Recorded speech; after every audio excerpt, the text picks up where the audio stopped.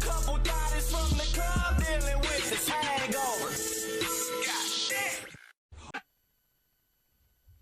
Well, shit, goddamn. Look at you. Y'all are all here again for another fucking week. Give it up for yourselves one time. About time. I love the new listeners that we have. Shout out to the people out there in Japan. Really? In Germany. Yeah. Oh, shit. Random as shit. He was throwing out some last names last week. I was like, what? No, those were city names last week, and I was confused as shit. They had one that was like Tokyo, and I was like, oh, so like Tokyo? And it was like, nah, way on the other side of the island. Smaller. Welcome, everybody, to the Hangover Podcast. I am your host, Trey, a.k.a. Walter White, a.k.a. Here we are. I had nothing. Sitting across from me, as always, is Takeoff Music's very own Mr. TRTL. We can hear everybody now. It's crazy. Fixed it. Joe made us have some technical difficulties. But sitting to his right, we have the 12th man talk himself, the non-alcoholic, as he wanted me to point out. I don't drink no more. The man of the hour, the 12th man talk himself, Mr. Average Joe. You soldier boy. And then sitting to my left, we have a special guest in the building. Miss Nikki P decided to sit out this week to give a man some space. We have our intro music originator, the man that was nice enough to. We still got to get to some writing. He was nice enough to give us one of his songs for our intro. He is probably one of the most streamed artists. Would you say in New Orleans or just on the West Bank? I don't even know, bro. You don't even know at this point? I'd say New Orleans. I'd say New Orleans. I'd say it. And then he has graced the stage with many legends. Some awesome still. Some are going in a different direction than they were when they first started hanging out. Shout out MGK. And he is now doing a lot of producing. He has put the mic down for a little while, I'm hoping, to do his music shit with the producing and working with the likes of, am I allowed to say Mr. Gunplay? Yes, sir. All right, good. I'm glad I was allowed to say. Said it anyway. Just go We with it. have DeeDay, God's gift, ladies and gentlemen. Little D, you heard me? He mixing all those. I like the intro, though. How are you, sir? Oh, man, I'm blessed, bro. Good shit, good shit. How's everybody's week going? It's been all right, man. It's been all right. Busy Yeah. as hell. Busy. Look, Joe shaking his head. What's wrong? What happened, In then? the words of your uncle, it's shit. It's shit. What It's happened? been cold as fuck. Fuck that. Yeah? Yeah, it's been cold as hell. Cold killing y'all. I've been digging the weather. First of all, I got a tooth pulled. Oh, that sucks. Yeah. Had an infection. Had to go to work the next day. Shit. No, not doing it. Yeah. Gotta call it out. I get a sniffle, bitch. I'm staying in bed all day. Fuck that. Nah, so something really, like, not too strange, but like strange for me kind of happened this week. I actually pre-ordered a book. I'm a big reader. Shit, I ain't know that. Yeah. Fuck yourself. Anyway, but yeah, I'm actually a big reader, and I got really excited because they got a new Stephen King book dropping next week. Shout out. And so I decided to pre-order the book. So I pre-ordered the book, and the next thing you know, I get a notification on my phone going, oh, your book is out for delivery. And I was like, it don't come out to the 15th. What's going on? And then Nicole was like, oh, yeah, you got a package in the mail. And I was like, oh, shit. Did I get like the exclusive, like first run drop and got it a little early? No, I didn't. Some bitch that fucking writes her own stories decided to use the same picture of the book that I was ordering, put it on a pamphlet of a short story that she wrote, and then sent the shit to me. Wow. I have never wanted to leave a salacious review ever in my fucking life on Amazon. I almost hopped on there because, of course, I go to return the shit, and now all of a sudden the image is not available for the product that you ordered. Like all the shit's gone. I try to click on it. It goes, oops, you went to the wrong page. This page doesn't exist. I almost looked the bitch up. Well, I found her. I almost went and left a review like, look, I don't know how this book is, but I'm going to tell y'all how the last book was because fuck this bitch. Shit bullshit, man. Yeah. I'm just trying to. That's the shit you hear about happening on eBay. Yeah. But The difference Motherfuckers is be buying like, oh yeah, I just bought this revolver and it's just a picture of a revolver. Yeah, that gets They be getting the amount of people that I heard ordered a PS5 for $600 and then they got a picture of a PS5 in the fucking mail. You deserve that. That one's on you. Absolutely. Oh shit! So before we go any further, we can't forget the top fans. Man. We're gonna get in trouble if we forget the top fans. Top fans. Here we are. Fuck Ian. You can talk all that shit last episode. Yeah, hold on. We're gonna get to it. We're gonna get to it. Make no fucking jingle yet, you big bitch. Calling you out. Talk about we don't get hangovers, you big motherfucker. I bet you don't. No, I'm getting to it because I don't know if anybody here or anybody listening right now listens to the Degenerates podcast. Those are our guys. Ian, Mr. Swamp Thing, has been on our show more than anybody else. He's like Justin Bieber on Ellen. He's just been on there way too many times. So he decided to end his episode last week talking about shout out to the Hangover and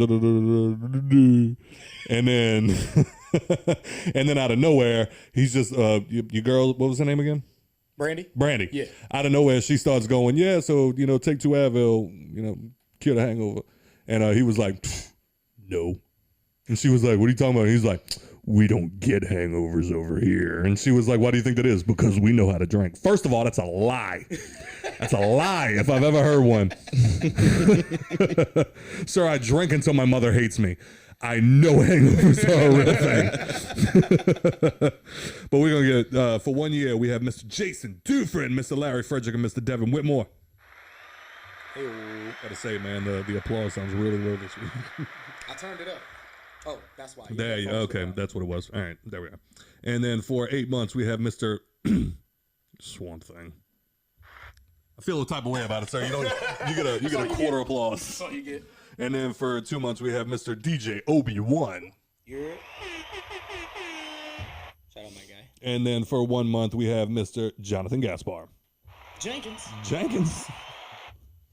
And then, you know what? I got to also give a shout out to DeeDay real quick because not only was he the first guest on the only first official episode of the Hangover podcast 6 years ago, he made it for episode 72. 72? Yeah. It's that leather jacket music. Leather jacket. Buttons on it and everything. So we poured a shot, so we'll go ahead and we'll do a shot for you, sir, for being awesome. And making it, finally making it to us, our most canceled guest. I know, bro. Hey, it's probably our busiest guest. So, you know what I'm saying? Get this man his guts. Ooh. And I went ahead and picked up the Jameson Orange as a shot to the Toxicity podcast because, I heard her talking shit about me last week, too. She said that they had their setup and the week before was a nightmare because Scott forgot to give them the XLR cables. Buy your own. She did. She better have. Yeah, I bet she did because she had none. So she had to figure this shit out. But Y'all gonna stop fucking with us, bro. Shout out to D-Roll for having 30 vapes. I stole one. You welcome. She probably looking for that motherfucker right now. God damn it. Yeah, like 10 of them bitches on the table. I was like, yo, you don't need all of these bitches. I'm taking one. DeeDay sitting there like, what kind of mistake did I make coming on this motherfucker? I'm listening, bro. I'm enjoying it. So on to you, sir. What do you have going on right now? Oh, man, just working. Just working. Just working. As man. always. The normal, just working. A lot of new projects I'm working on. As far as like production wise or yourself? Production wise, I just been moving around, you know what I'm saying? Kind of still feel like I'm on tour, but I just be in the studio now. Fact. You know what I'm saying? Word. So Ain't nothing wrong with that, man. Get to that fucking No, I got to say, man, DeeDay is one of the hardest friends to have. I will say that. One of the hardest friends. No, because I mean I'm a Gemini, bro. No, Hard to do anything with. No, I mean that in all sincerity, because like there was a point, like DeeDay's obviously been very busy lately, so we haven't got to talk as much as we used to. Yeah. But there was a point where me and D would talk a couple times a week, all just bullshit back and forth. And then I remember one day even telling him, like, I think it was right after we got this house. I told him like, yo, so we're gonna have a bunch of people at the house. We're gonna be fucking playing Mario Kart, drinking, you know, being stupid, playing some Mortal Kombat, you know, this, that, and the fifth. I'm like, if you want to come through, come through. And he was like, I'm gonna be in the studio. Straight up. I don't know. Don't take it the wrong way, bro. I never do. I do that to my own family, bro. I never did. Yeah. So that was one of the questions. We can start there. I'm a new father. Congratulations. Appreciate you, my friend. Appreciate you. But I have to ask, you have 7 kids, 8 kids? Feel like it. Shit. It feel like it, bro. I ain't doing boosting numbers yet. I'm gonna get up there though. How many you got right now? 4. 4 of them. God. You want 8 kids? Damn. You want? Yeah, I want more kids for sure. But next time I'm gonna be married. Next time though, I Word. ain't about to Can't just get be married, shooting the dude. club up. Nah, them days over with. There you go. There you go. Ain't nothing wrong with that, man. No, but so I gotta ask, like, as far as having 4 kids, and like we mentioned at the top of the show, like you are one of the busiest artists in the city for obvious reasons. Like your numbers speak for themselves. Appreciate you. You also like. I mean, go ahead, brag on yourself real quick. Like you've made a couple of hits, like produced a couple of hits recently. Mm-hmm. I saw you had something with Kevin Gates and one of Turtle's favorite songs. If he wants to go ahead and talk about it, Which one? the bounce one.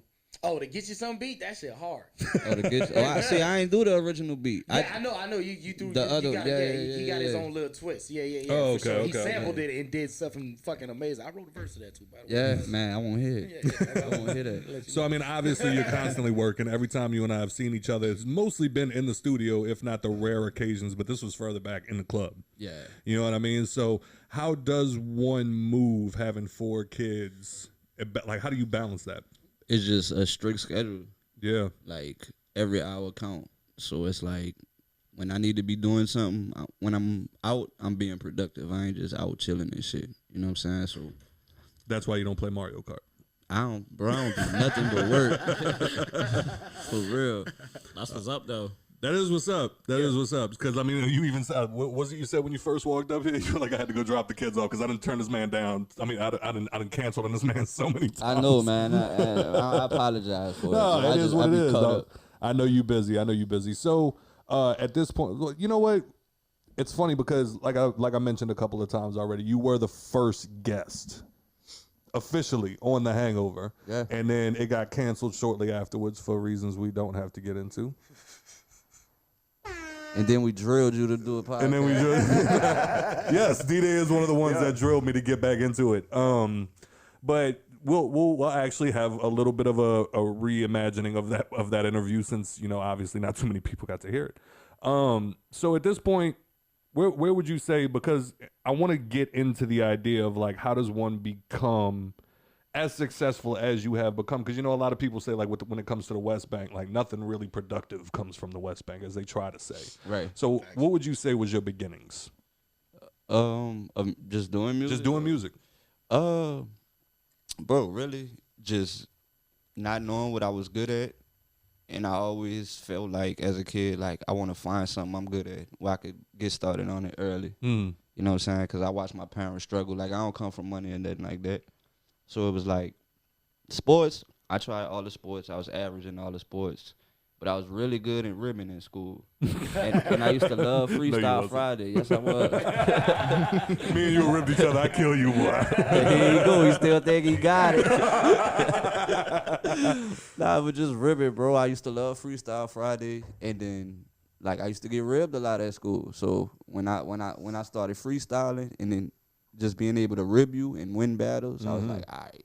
So, like, would you say that you came up in the era of like the 8 Mile, like out of nowhere, fucking battles at school? Yeah, became like, everything was battle. Like the 9 o'clock props, I was on the props. I was heavy on the props. I used to live for the 9 o'clock props. You know what I'm saying? hit it for one time. God, For we real, old. bro.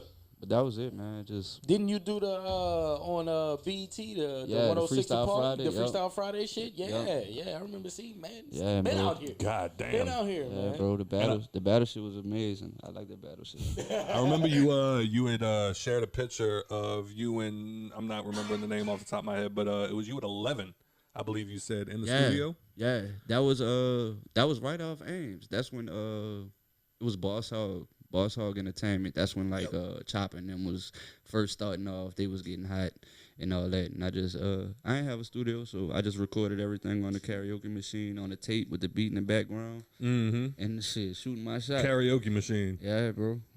How did you only because and I'm only asking this because I have met your family and they are the coolest fucking people. Hit it for them one time, just because DeeDay. Not only is DeeDay awesome, his family is some of the coolest people I've ever met in my fucking life. That, bro. Especially real quick, we'll probably talk more about this in a minute. But shout out to Miss Christie, DeeDay's mama. She is a soldier in all things. Yes.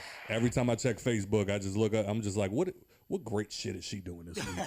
And then out of nowhere, one day she pop up and she's just like, you know what? I'm feeling sick, but I'm gonna kick cancers in the fucking ass. You know what I'm saying? And I'm like, you goddamn right you are. And she is too, bro. And she's kicking it in the fucking ass.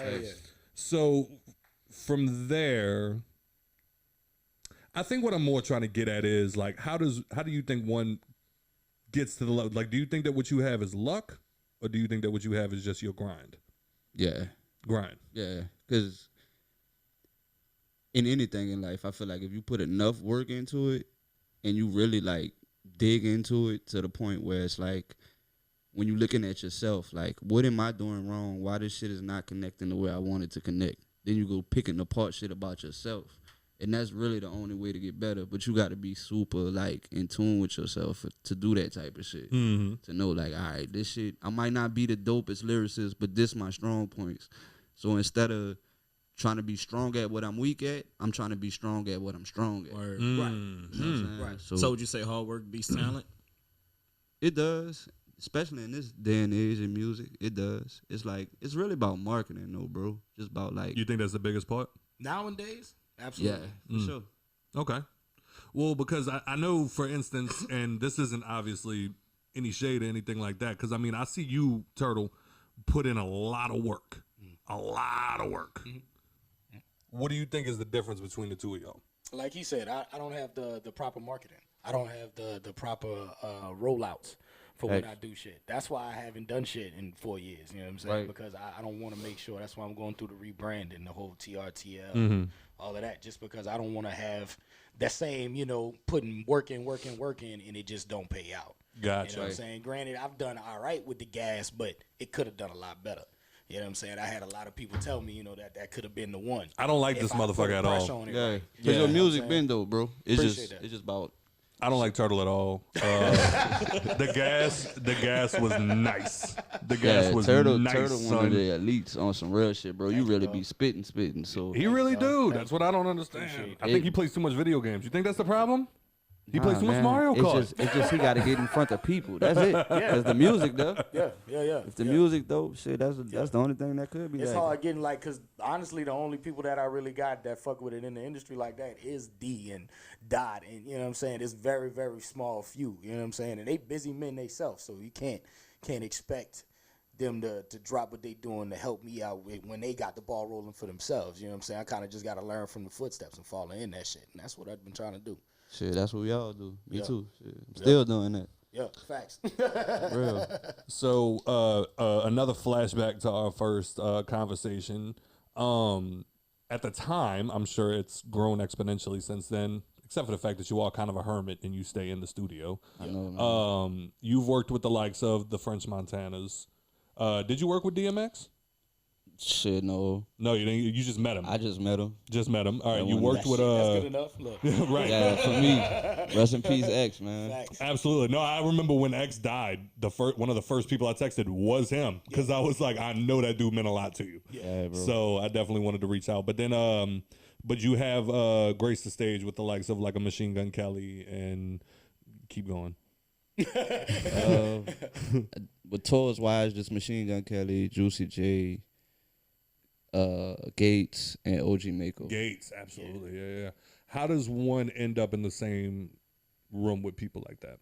Just being tapped in, bro. Like my manager, rest in peace, Thunder Man. He was that like in a minute, this. too. He was like this with Gates' right hand, man. Okay. So it was like, What is it like working with Gates? I heard he can be moody. man.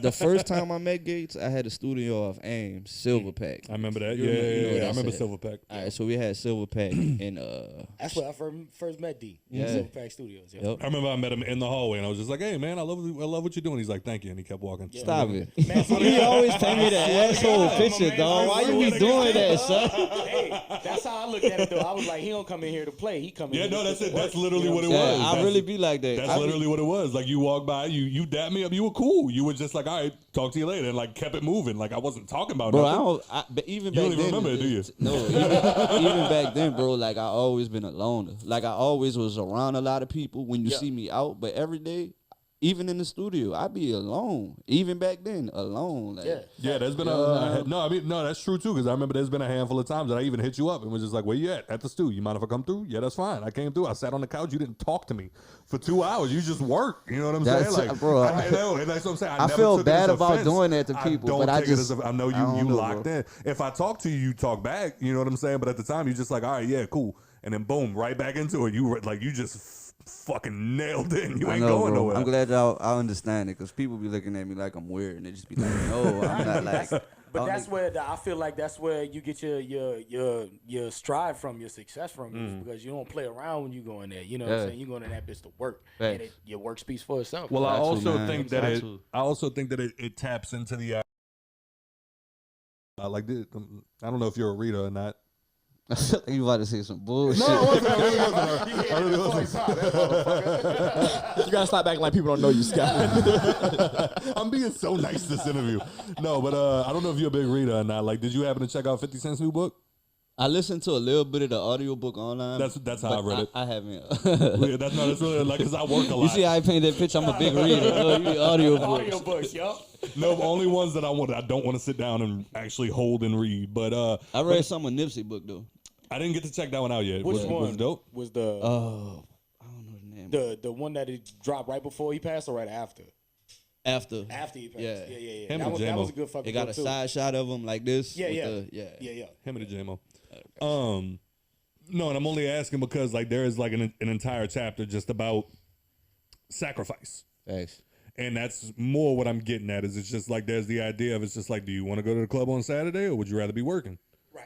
You know what I'm saying? Like that's when it becomes a thing of like do you want? Because I do know like there's been times. Because one thing about Scott is if I go out with somebody that I know has more money than me, I'm not paying for drinks. Every time you see me, you got me. He'll hold me to the.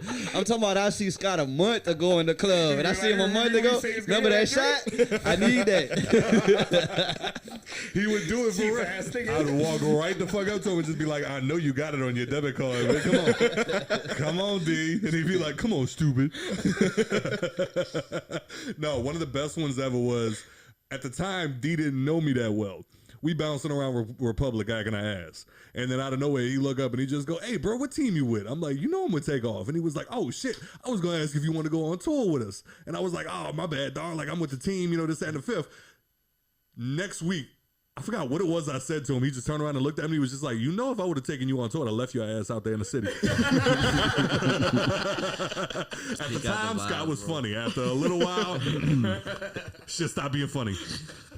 No, so with that being said, that's more what it turns into is just, you know, you have to know the right people, you have to have the hustle, and you got to keep it moving. Yeah. Thanks. So what made you go from? Because I mean, I fuck with you a lot, but I do think that you actually are in a lot of ways you are a lyrical artist. Like I know in some previous conversations that we've had is that you twist and turn your lyrics in different ways to appease to different crowds. Right.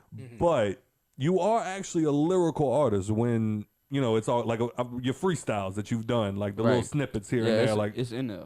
Oh yeah. What makes you dilute your lyrics? Like, do you dilute your lyrics in certain cases? I do. It just depends on the record. You know what I'm saying? Is there a reason for that? Yeah, because everything don't call to be. People don't want to think all the time. I don't want to think all the time. Yep. If I'm making a party song, I don't want to think.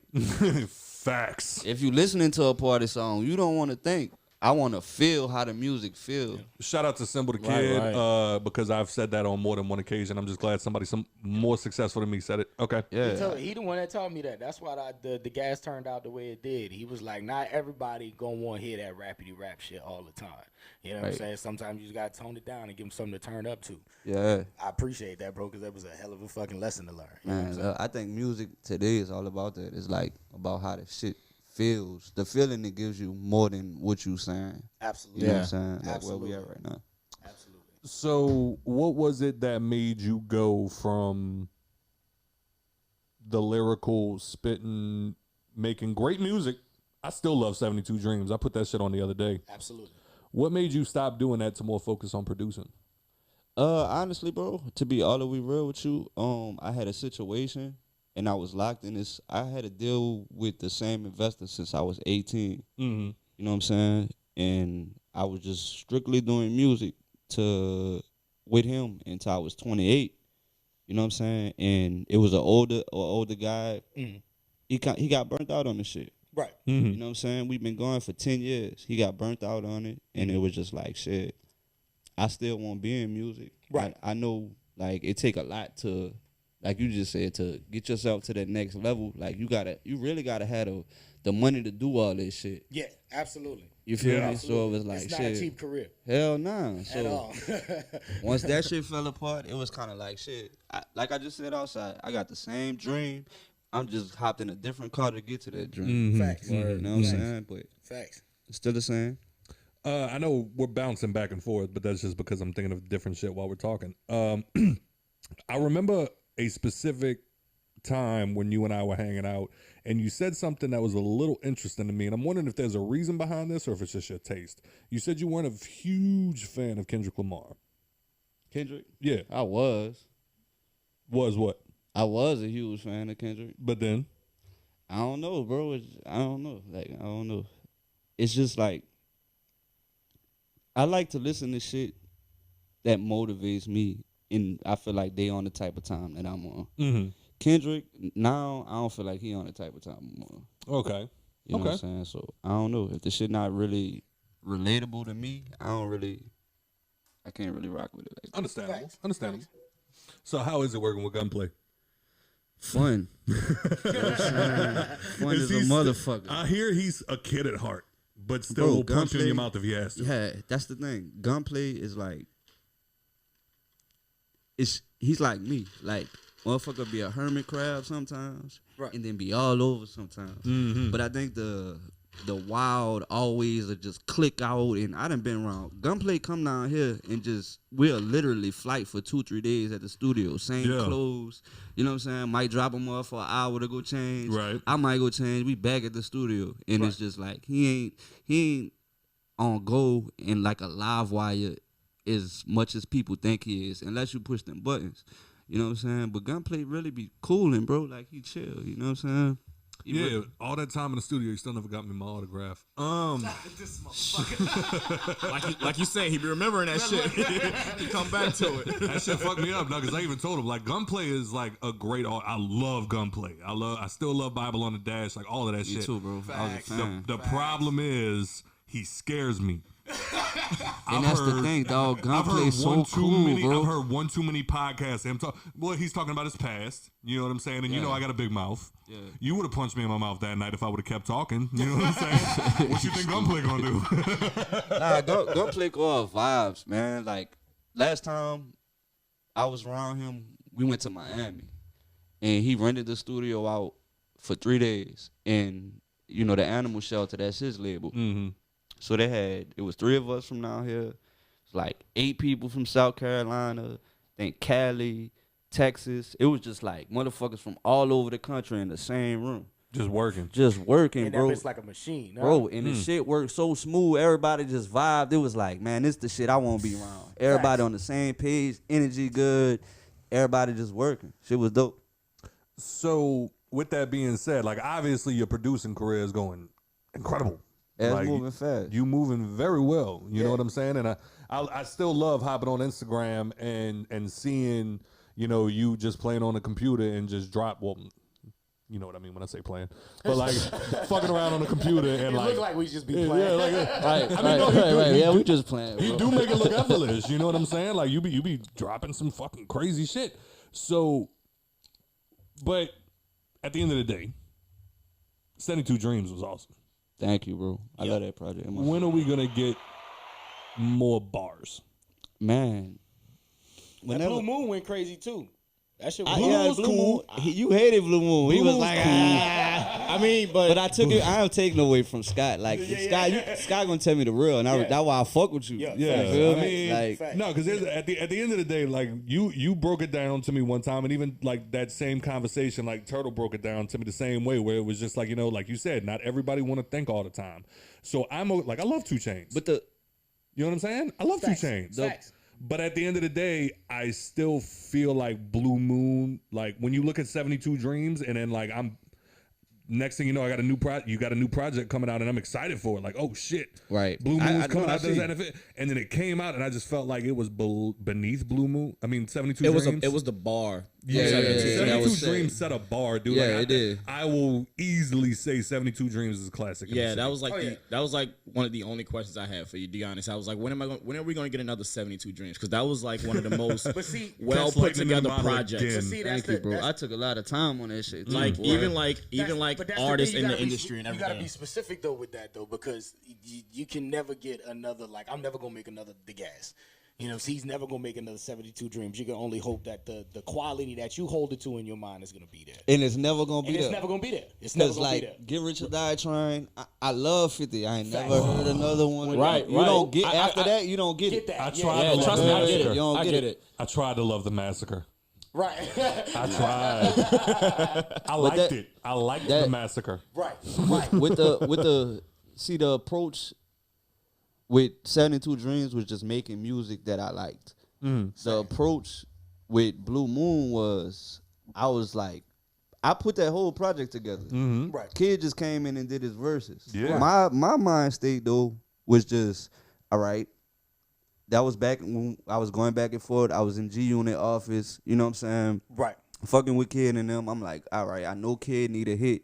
I'm looking at the shit like, let me put together the most industry type records I could make and get Kid on them where 50 could hit. Right. And now You Kid goddamn could right. go. You know what I'm saying? right. So that's where I was at. Shout out to Kid, man. Yeah, I shout fucking out love to him Kid. too, Kid dog. Trill, Like, he 1,000. I fucking love Kid. So what you're saying is like we can expect no bars anytime soon. As of right now, bro, like, I'm just locked in on the producer. I gotta say got that's hella that's heartbreaking. songs. No, I get Yeah, it. I I get ain't it. No, this is me being selfish. Right. Yeah. You know what I'm saying? Because I hate this motherfucker. I can't stand it. I mean, if it's meant to happen, it'll happen one day. Right now, it's just, I'm not in that. What's working's working. Yeah, what's working. Word. You know what I mean? So, with that being said, back again to your history. So, here we go. I feel like a washed up rapper. It's all Do good. not feel washed up. Do not. fucking No, with because you, you want to know more than anything else, like the way I look at it, and calm down. It's like you look at like an Eminem. You know what I'm saying? Not you, but like you look at like an Eminem. Here you go. The Jameson kicking in. What you did to Treezy, dog? Bro, our whole relationship always been like, That's all we gotta do yeah, is just rip each other. that's it. I'm waiting on him. He gonna take a couple more sips, and the next thing you know, he's gonna be like, "Look, you know what? With your forehead." Man, you see, I got my hat on today. I want my beanie. You can't talk about my shit. No, so goddamn, I forgot what I was. Oh, so in the history of Lil D, God's gift. Well, first of all, let's start there. What made you take on the name DeeDay? That's a big one. I could probably answer this. Just got how long I've been fucking with my guy. Hold on, let's hear this. He dropped the DeeDay project with the picture of his face next to it and went to putting that shit around the city everywhere. And niggas thought that's DeeDay. Facts. That's it. That's it. That's it. That's it. Wow. That's the answer. Real shit. Okay. Real shit, bro. Got you, my guy.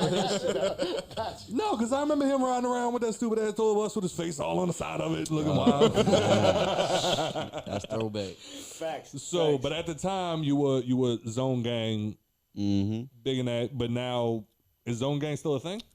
Nah. Nah. What happened, man? As far as what?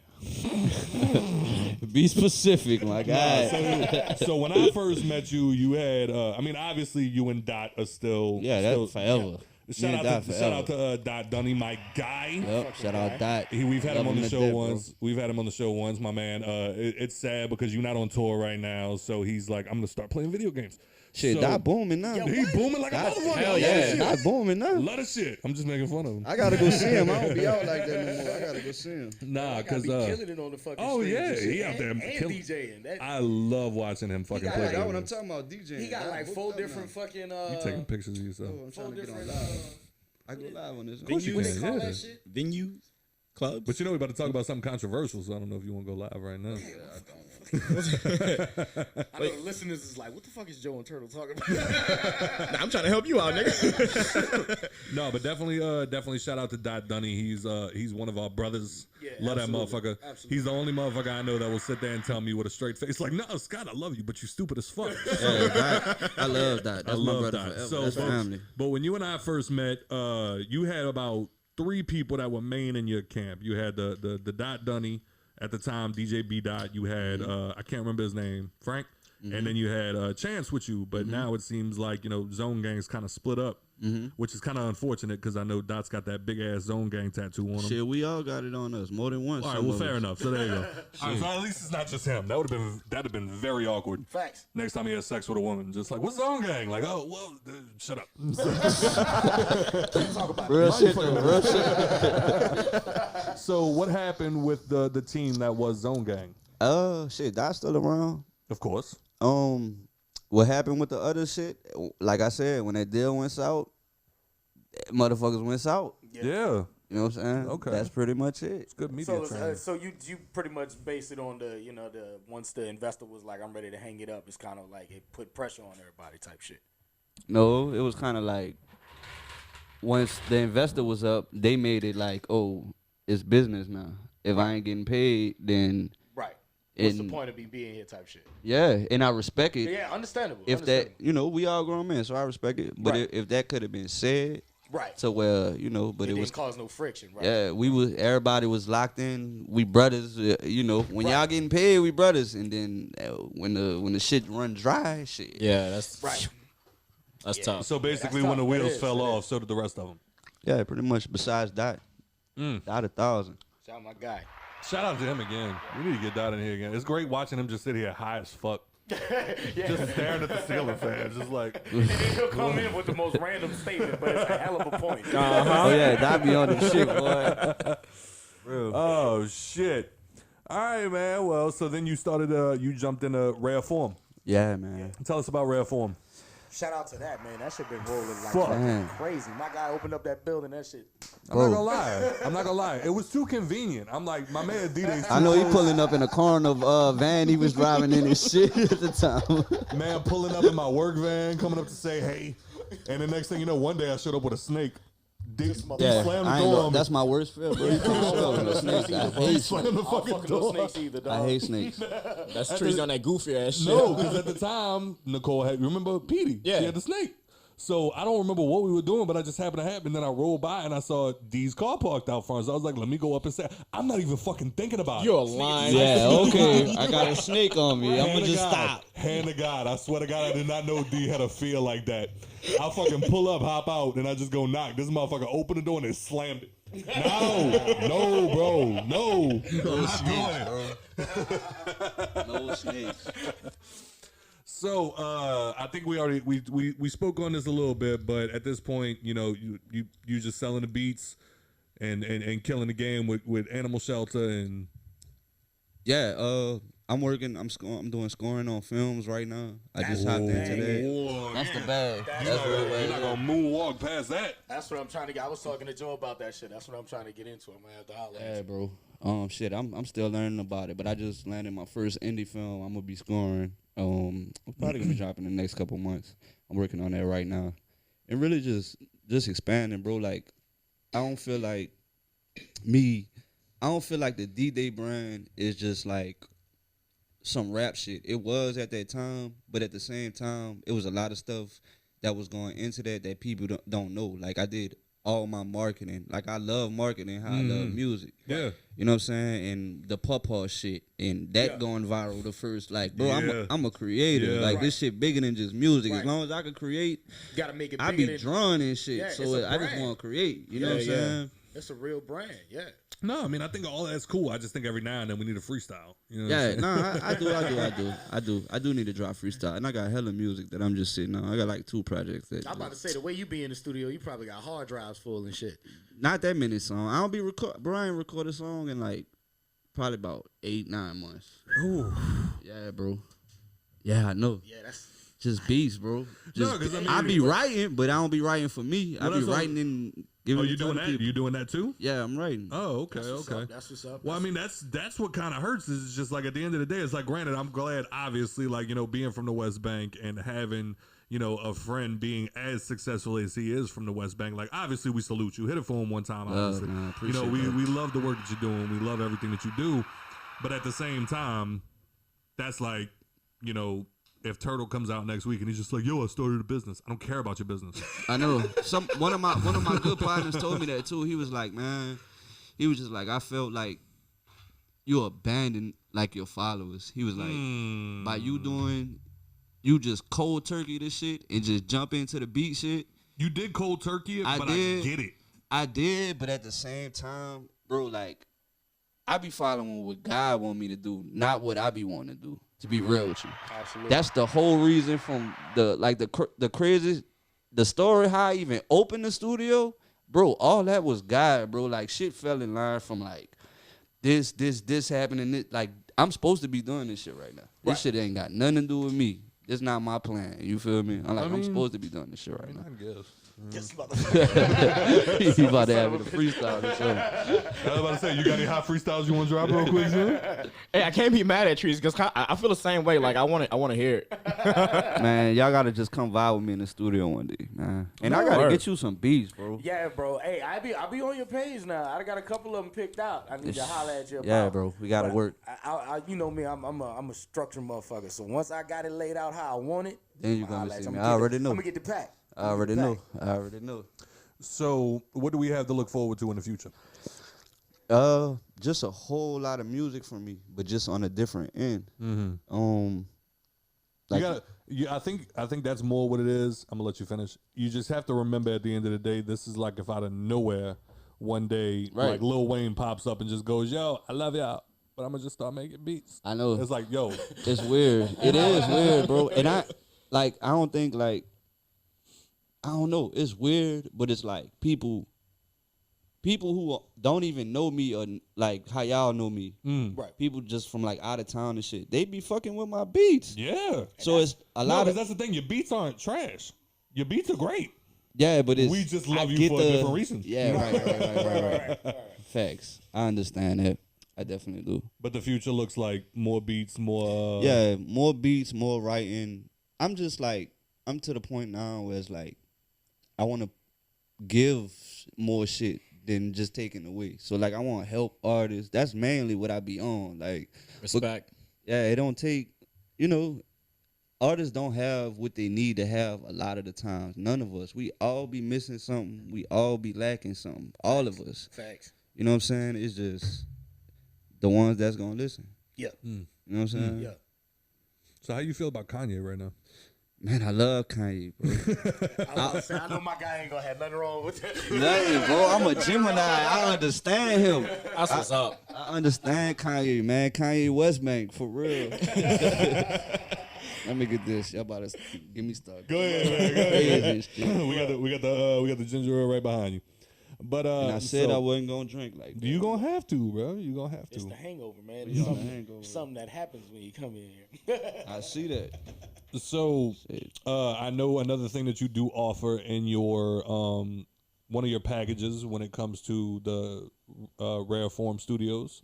One of the things that you and I talked about one time, you said that you offer is media training, Yeah, knowing what to say and what not to say to the Yeah. media, and like, you know, stuff because like artists, that's some shit that they're not gonna tell you. Your publicist, your manager, people don't be caring about shit like that. Right. But that shit is for real. Like you'll fuck your whole career up thinking you won't be wild and going to interview and talk reckless. You'll get yourself indicted. You'll have the feds on you. Facts. All type of shit, man. You gotta That's talk how right. fucking Now we here. Casanova got indicted. Come on, man. Yep.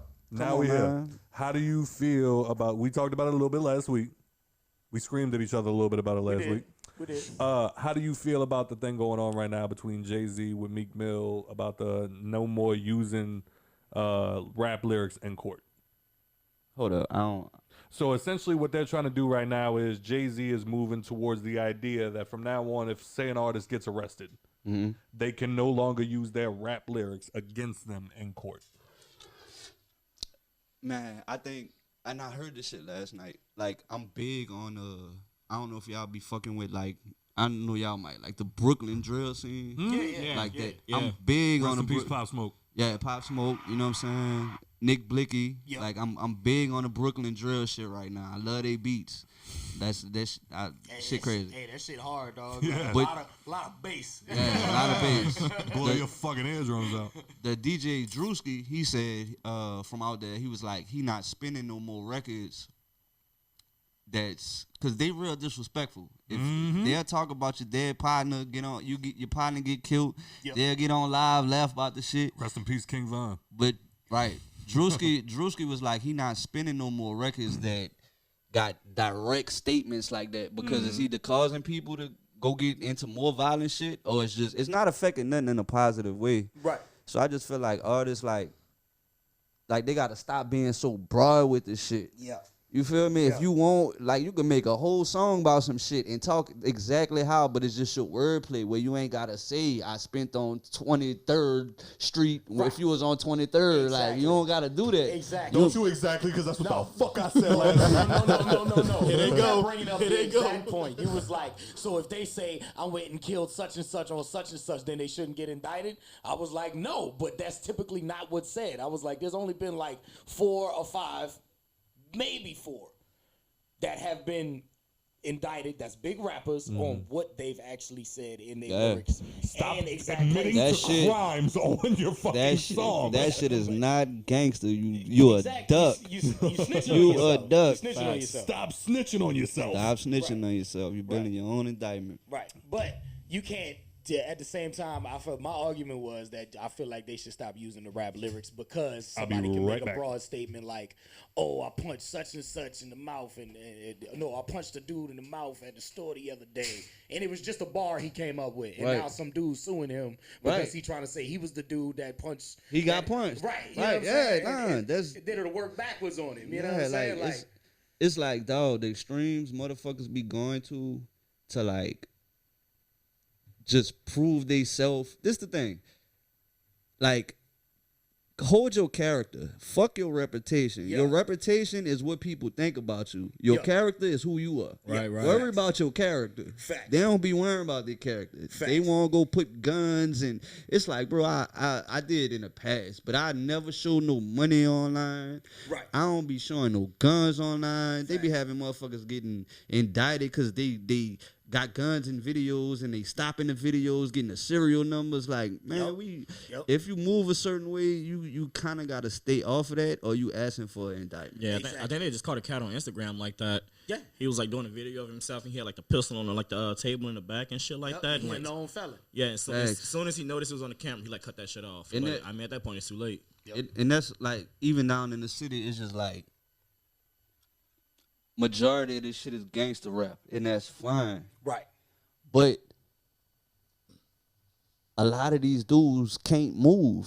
Like that. Yeah. You can't move around. Yeah. You feel me? Yeah. I respect a motherfucker like Spitter. Right.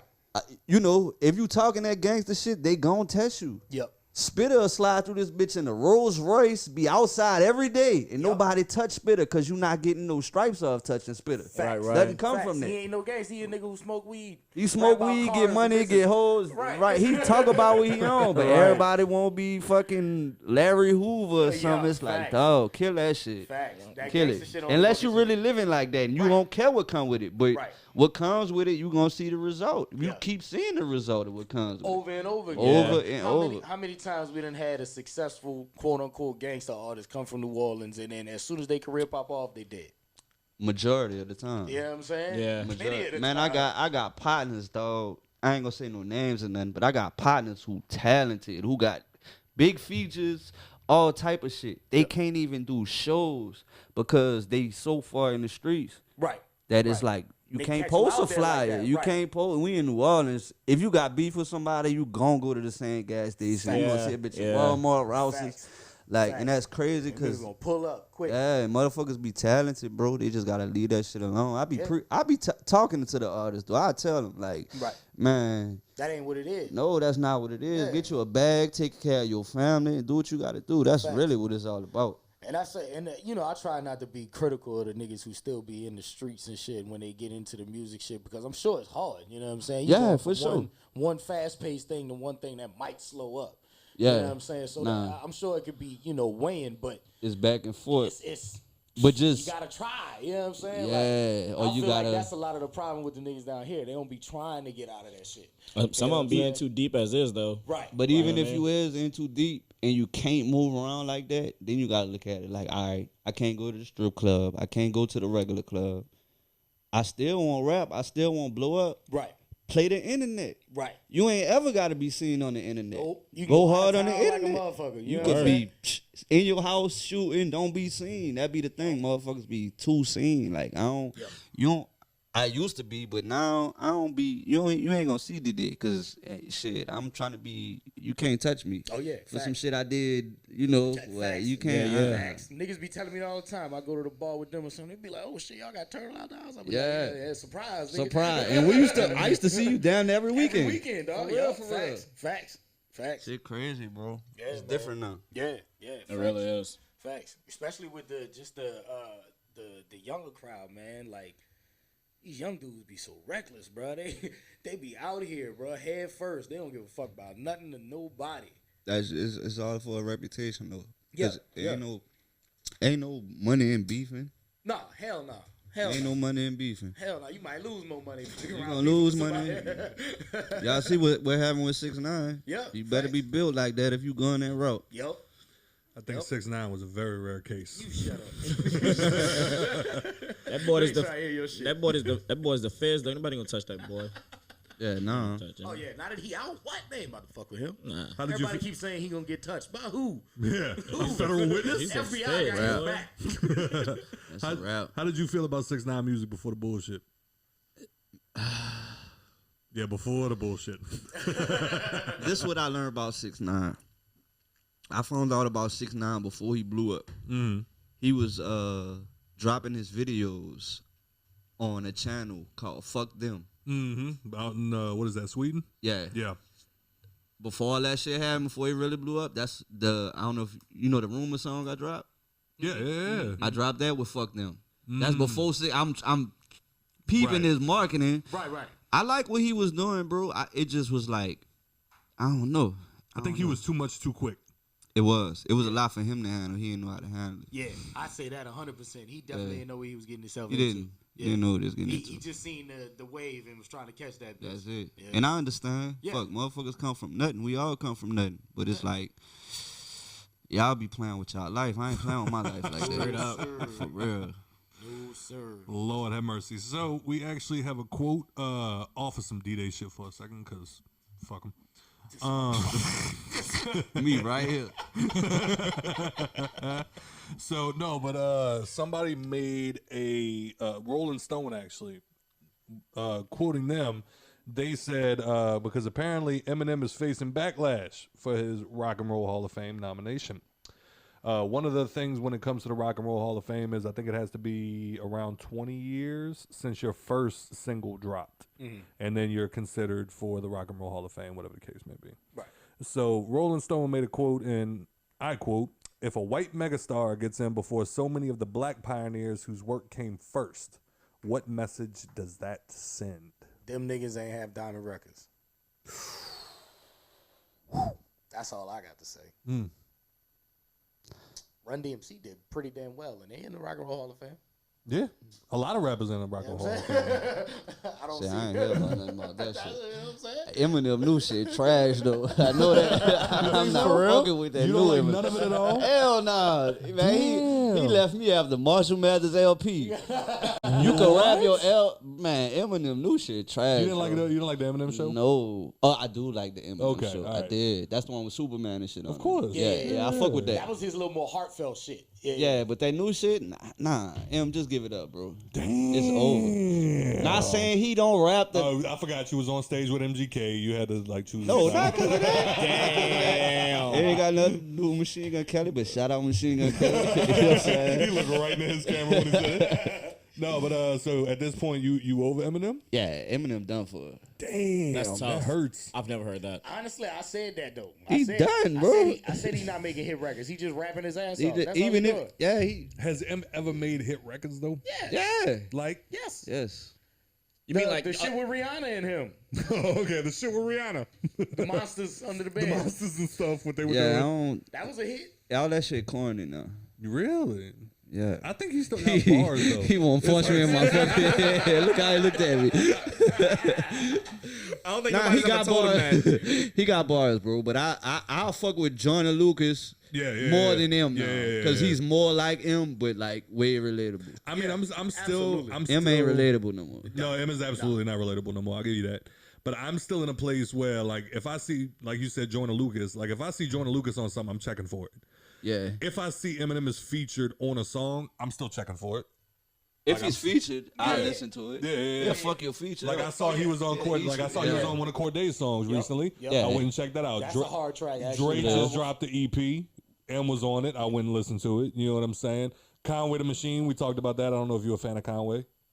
A little bit. I haven't heard too much, but the shit I heard was dope. He nice. You know what I'm saying? For being 50. Yeah, you know what I mean? The Like, camp is hard. dude, he's one of them dudes that just came out of fucking jail and like All of them, bro. West Side Gun, Conway the Machine, and Benny the Butcher. Benny the All Butcher, of them yeah. had Benny bits hard. and got out period by period by period, dog, and just been eating ever since they got out. And then I don't know. Well, yeah, because then I looked him up. Well, because he came out with Bang featuring Eminem, and then he came out with Lemon featuring Method Man, and those are two of my favorite fucking rappers of all time. Well, West Side Gun and Conway was the one that negotiated the deal with Shady Records. Oh, so okay. First I see what you're saying. distribution. Yeah. So yeah, I went and checked them out, and then sure enough, the only one that I don't really fuck with in that camp is Yellow Wolf. He's still can't. part of Shady? I don't know if he's still part of Shady, but Where Rich been at? What about Rich? Rich cool. I mean, but like I heard like the Cordays and I heard the JIDs and I heard the Benny the Butchers, and that's when I was just Fuck, like, all they right. hard. Yeah. Who's that? Corday is the shit. Corday hard, He man. gonna be here tomorrow. I'm going to that shit, 7 o'clock. Yeah. What's that? House of Blues? Yo. So like a DeeDay, where does DeeDay get influence from right now? Who do you listen to? Man, currently, I'm still bumping the Marathon, bro. Yeah. I'm still on my Nipsey shit. Shit hard, son. Who else? ESTG. Yo. ESTG crazy. I fuck with ESTG. That album was hard, yo. Yeah, he hard. Any of the new kids you really, really into? Yeah, one of my new, probably favorite rappers now is a guy called Pyrex Whipper, and I know he sound like a drug dealer or whatever. That's it. That's all I heard. Nah, he not though. He a producer. He signed to 808 Mafia, but Okay. his music like he on some other shit, bro. Like he on some real like I don't know. I don't even know how to explain it. Like it's melodic, but it's still dark trap, but it's still concept driven. Right. It's like I don't know. It's everything I like in one. I have to check that out. Indeed. Yeah, because I mean, but at this point, like from a like overall point of view, do y'all think that Eminem should not be inducted into the Rock and Roll Hall of Fame? No, he should. Yeah, He definitely still- should. Yeah, he should still get his stripes for sure. I feel like you just said, like I feel like at this point, like he's one of the very few that has diamond albums. yeah. Yeah. Like call it what you want to call it. Like like if I was black, I would have sold half. You know, like he said in that track. Yeah, But yeah. it was, but I mean, still like he's one of the, if not the, if I'm not mistaken, highest selling rapper of all time. Yeah. Thanks. Does that not mean nothing? No, it does. I bet that's why he deserves to be in there. Cause just because of his sales. Like you was able to do that when niggas was buying CDs. You know what I'm saying? I owned it. It's easy to I get your earned an music to Eminem the masses cassette. everywhere now because it's through streaming. I owned an Eminem cassette. Of course you I owned did. a You CD look like and a you- cassette. Sitting there telling his mom, I want blonde hair, mom. I want blonde. Peroxide? Can I just get some peroxide in my house? Nah, he do. I just think I don't know where he at now. It's just like You wasn't a fan of like the Recoveries, the Marshall Mathers hell LP2? nah, that shit whack. Damn, That Recovery shit whack, was bro. fire, And son. I hope you see this, but still come get some beats. I'm just saying, like, you know, You we can might, spit on my shit, right? We yeah. might could revive something around this bitch. I don't know, bro.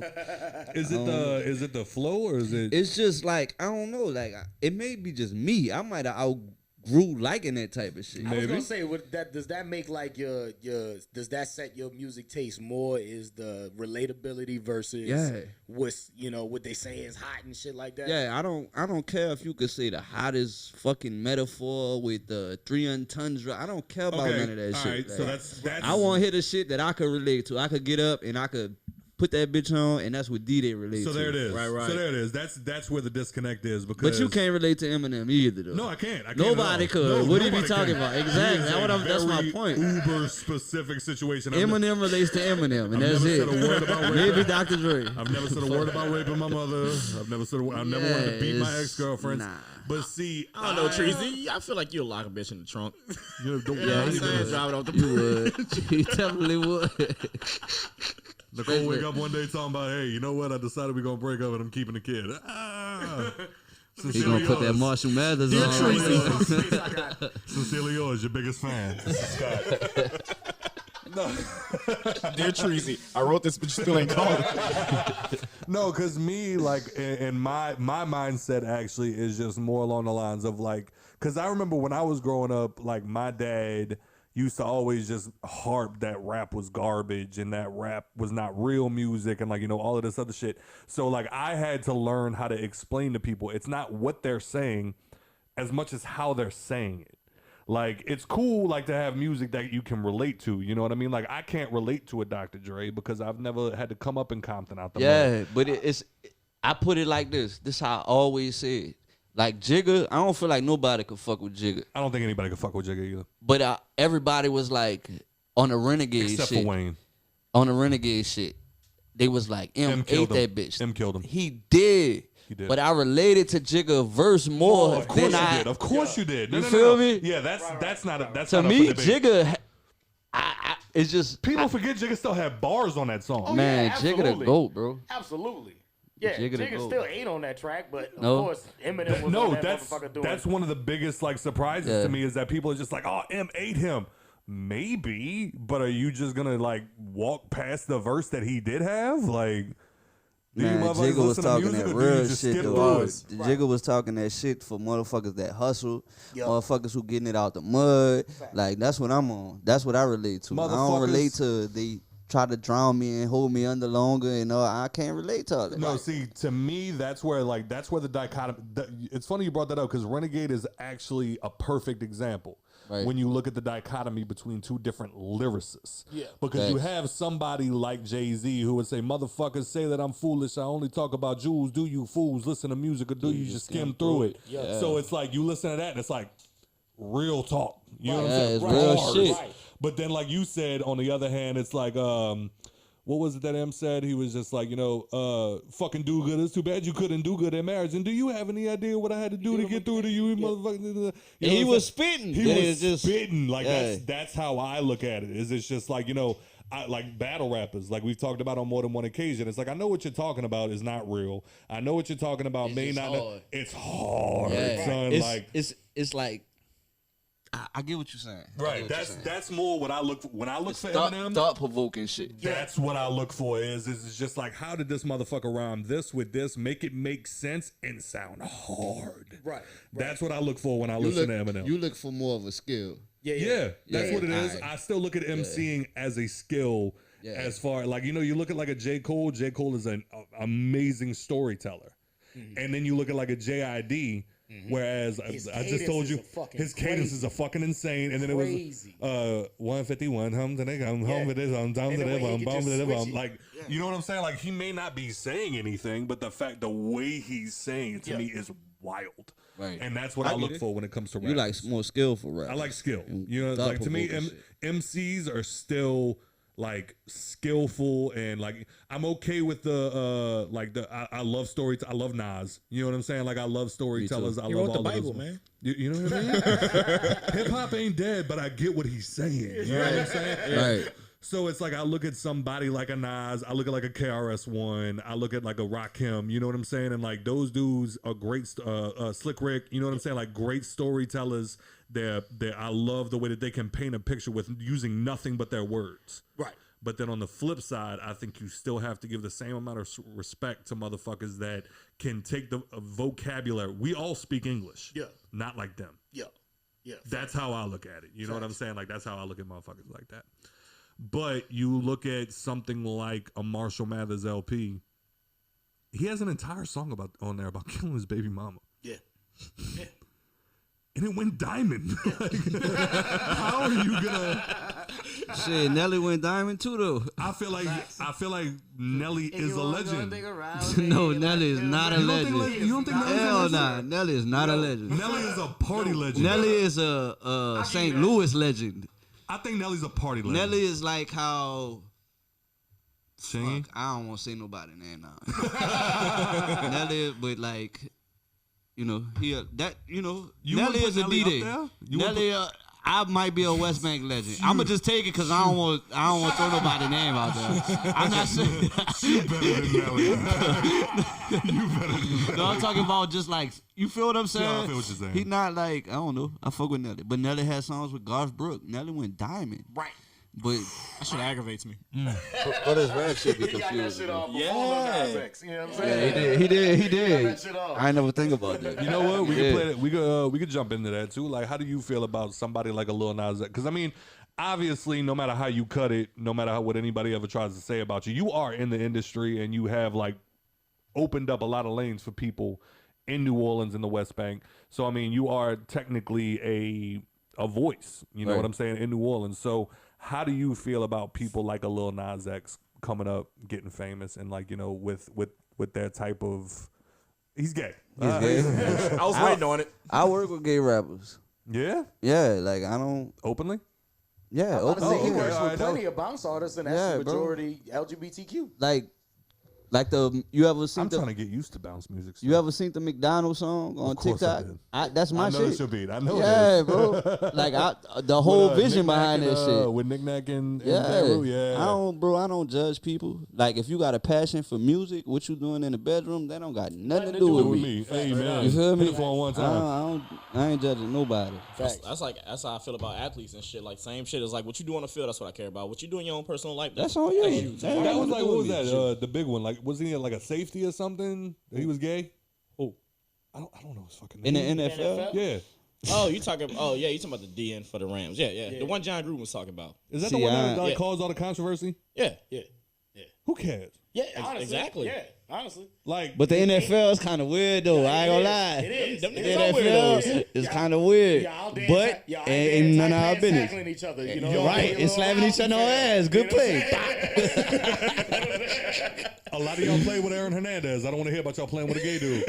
Hey, I bet you ain't none of them niggas on the team gonna play with him, though. That's a defensive end. You know how big that boy is? Straight up. He about to play with him. Yeah, I only said that though to say like, you know what I'm saying, like what you do in the studio, what you do on the field. That's what I care about. What you do in your personal That's life. like, that's you, man, bro. I literally, Frida just hit me up probably like a week ago.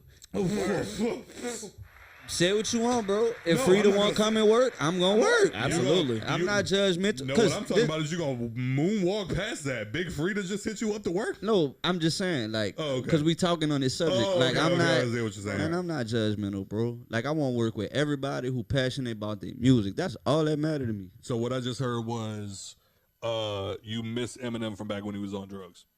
Yeah, please, Honestly, please.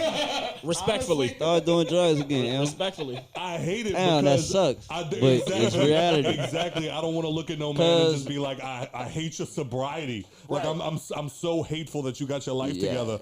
But at the end of the day, we got such Because that better- drugging should be a dark place, bro. Drugs, alcohol, like that should be a dark You ass dealt with place. your own Yeah. spot of it, and what happened with Yeah, that? for sure. Shit, I had to shake it. I ain't never deal with no drugs, like no hard drugs. You Right, know what I'm right, saying? right. But yeah, I was just your own vices. the liquor, the jiggers. This Oh, way. am I fucking you up right now? Nah, you good. Oh, okay, because okay. I know, So like, it made me feel bad. I don't have to drink every day no more. Okay, at okay, a I got point you. of time, and it just became because everybody who come through or like everybody drinking. I'm not about to fuck the vibe up. Right. This why I always like felt like it wasn't bad for me when it really was, because it ain't never fuck with my work, and if anything, I just made more money on it Yeah. because I was in the vibe. But at the end of the day, it's like, man, that shit have take a control of you. Like, yeah. You feel me? You start feeling dependent on the shit. Like, Yeah, man, like, maybe if I go get a bottle, I can get Yeah, through this track. You know and what I'm saying? it'd be like, nah. Well, because I think that is a thing that's going on in the industry right now. And It's I like, told man when I was going through that, man, you had a talk on the balcony at Bourbon Heat. Yep. no, not Bourbon Heat. Was it? 3090. 3090. Yep. I told forgot him that place had about. I was like, boy, I'm jigging heavy right now. You feel what I'm saying?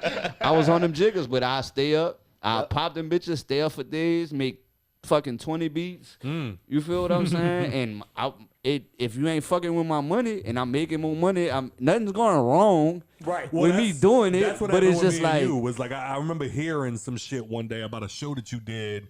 And I wasn't there, but like I heard about some shit that you did, and that's when motherfuckers would hit me up talking about like, yo, D's doing this, D's doing that. I ain't gonna speak on it, but that's when I was just like, that don't sound like D. I'm like, let me holler at him. Bro, Like, and that's when I hit you up, and I was just like, yo, like I heard, how you doing, bro? What's popping? And then I'm just like, yo, I heard you might be having like a little bit of and you were like, what the fuck are you talking about? yeah, because I don't have an addictive personality. Like once Right. I see it leaning over a little too much, I'm cutting it off. Yeah. If it start fucking with my money, my kids, anything like that, like my shit was never to that point.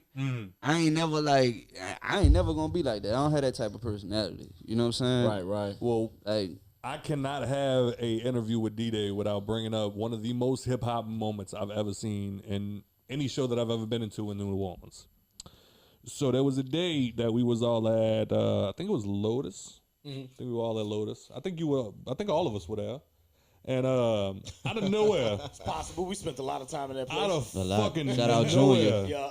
we all standing up there. We going back and forth. One cool thing about DeeDay is he let me be cool. You know what I'm saying? He would let me get up on stage. First of with all, him. ain't nobody ever let you. No, be he cool. let You just me. kind of just did what the fuck he just wanted. did what he No, did. man. Scott just fell in that Cool with bitch. it. Right. Some motherfuckers would like just be like, yo, Scott, fuck off. But like DeeDay was just like, all right, I'll fuck with him later. Let's do it. Like I think one day you were doing Turn Up Juice and I had the microphone and you were like, yeah, let's go back and forth. Fuck it, let's do it. Fuck it. Scott's already standing on the chair. Let's do it. But then one day you got up on stage and you doing your whole performance. Everything. This one right here. Okay. Jesus Christ. All right, pass it Man, on. can I go to the bathroom, bro? I gotta go to the bathroom. Like, Fucking right. So Hold on, let's pause real quick. Let DeeDay go. I ended up grabbing him by the back of his shirt and I just looked him in his face and I went, hey, Bowie. Yep. And he looked at me and he was like, you right. I'm gonna chill out. I'm like, yeah, we don't need nobody else getting shot tonight, stupid. Facts. You want to set your phone on this? I mean, it's more sturdy than the fucking table. It's pickle juice. No, underneath it. Yeah, the way it, bitch ain't slipping and sliding Yeah. and shit. There you go. Y'all.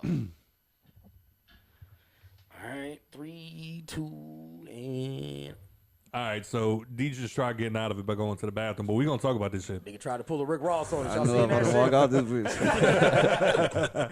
bitch. No, so like I said, one of the most hip hop moments I've seen locally definitely had to be around the time that you were performing one night, and I remember because I was interrupting you on stage, and then like I did every fucking weekend, and then so out of nowhere you was up there, and at the time Boosie was still in jail.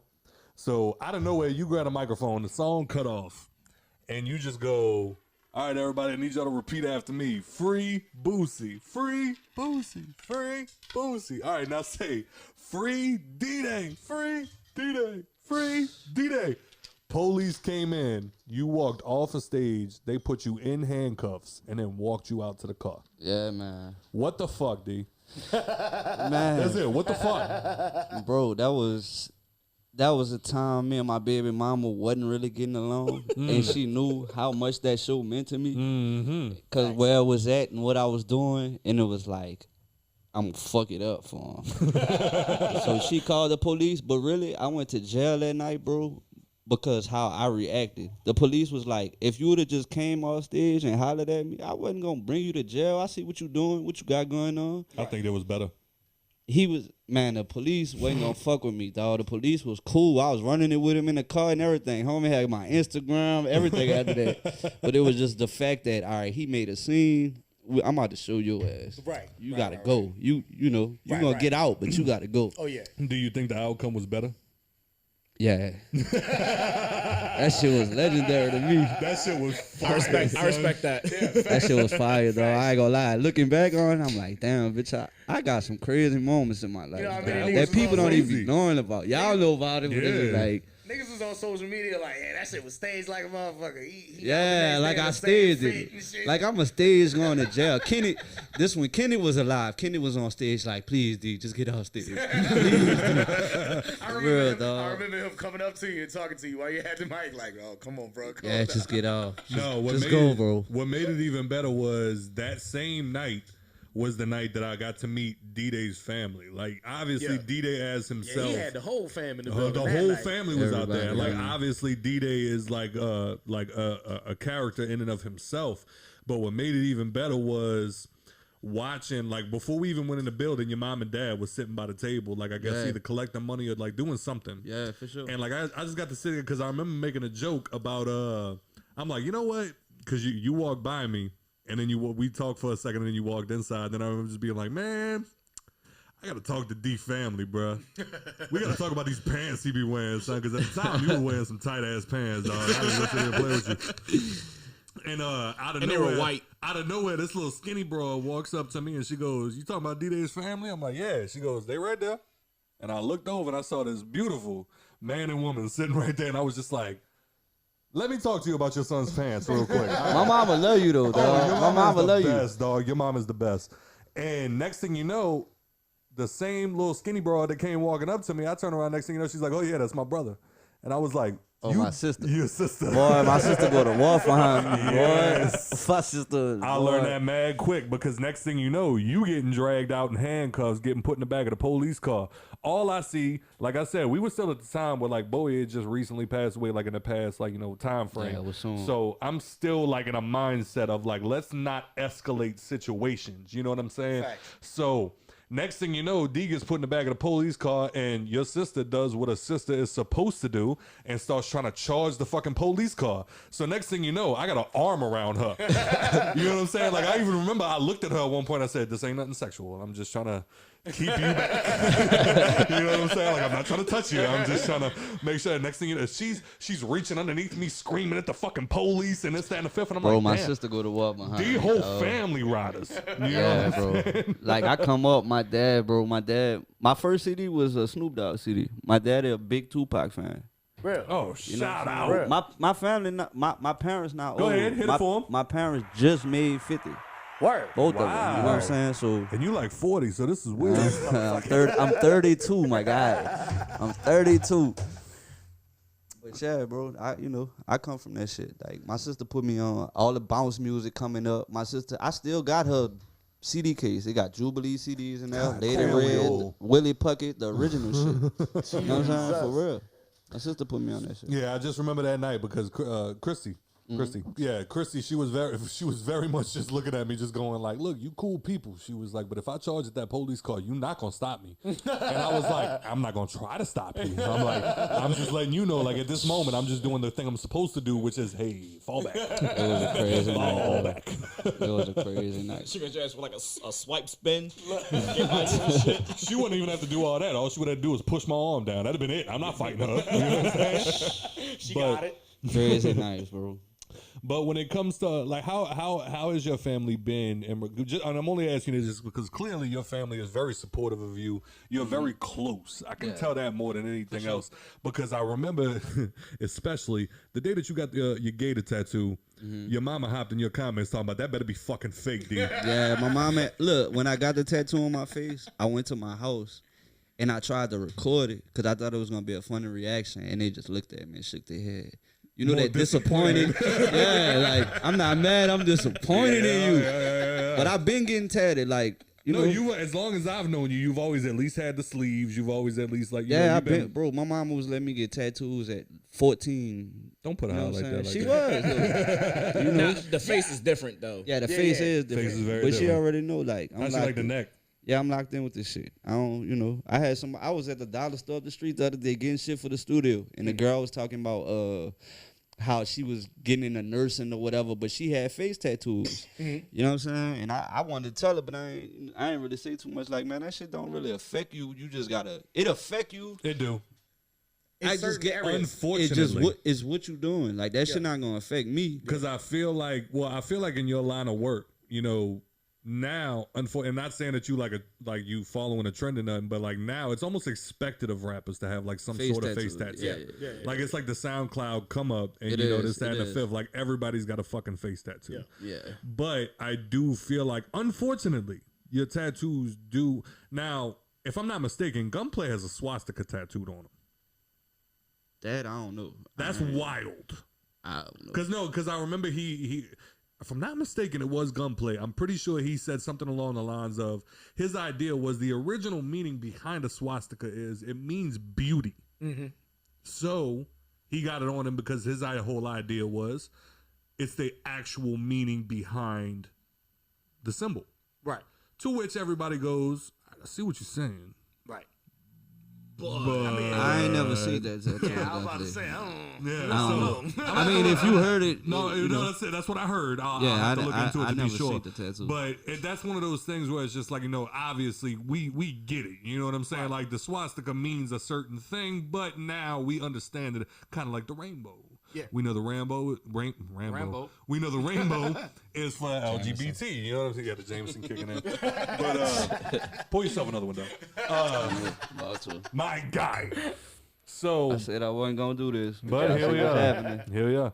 So, but that was Jameson good as hell, boy. This shit going. This good. shit is. It This orange is. shit, I ain't I've never had the orange. orange before. I got that to make fun of toxicity because apparently there's a Jameson shortage in the city. Yep. And they love Jameson. So I was just like, you know You the what? only person I know drink this shit, bro. I ain't never fuck with no Jameson. Well, here we It's go. good though, and I Here don't feel we sick. go. I feel like in like the past 2 years, I've heard the word Jameson a lot more coming out of people's mouths. It's like the Casamigos shit. And I they never got- drunk that. They always got like a wave alcohol. You know what I'm Yeah, saying? yeah, There's probably yeah, like yeah, a popular yeah. vodka out there. And It'll shit. be gone soon. Yeah, Something like else the pickle pop. Y'all niggas vodka? remember You want some Nuvo? Crown, bro? Y'all remember Nuvo? Of course I remember Y'all Nuvo. that shit. The store? That T-Pain said they only got one bottle of that shit left, and he got it in his cabinet. T-Pain a real drinker. Facts. Oh, dog. my Facts. God. I T-Pain work- is a goat. I work with his artist 6 Man. Oh, word. Why you don't work with T-Pain? It's in line. I'm talking Make to it Cash. happen. About to say They that. want bounce beats. Cash be hitting me up Yeah, from bro. Nappy Boy about bounce beats. Well, let me ask you this. You also, well, you know what? Let's get this out the way first before we get into that. So, how does your family, from the beginning, how do they feel about you? Because, like I said, y'all are very, from what I've seen, y'all are very tight knit. Yeah. You and I had a conversation years ago where, and I mean, I don't know if you want to expand on this or not, but you literally told me one day, you said, I've never actually had a job. I never had a job. You've always been a rapper. Yeah. How did your family feel about that type of thing, especially having kids, especially because I know you had a kid when you were 12. Nah. How do you? I ain't have a kid. I was 21, bro. I was 21. But like, how did your family feel about you just taking music more seriously than getting an actual job? Man, my dad always felt like as long as I'm not following his footsteps. Which was? My dad was in the streets. You know what You I'm saying? said my daddy sold crack for a rap. Yeah, like And my that was daddy. real. Yeah, for real shit. You know what I'm saying? You can ask my mama. You know my mama. Like this ain't no cap. Like my daddy a hustler. My daddy from Honduras. And that's another thing a lot of people get fucked up about me. They always be on this white rapper shit. I'm not white. You're Hispanic. Yeah, like my people from Honduras. My mama French and white, but I got more of my dad in me. My dad is not white at all. Right. You know what I'm saying? My grandpa is your color. Damn. Real shit. No, I was Real about to shit. say, you ever watch The Godfather? You ever seen that Yeah, movie? and I like your shirt too. I seen that. Straight up. I wore this for you.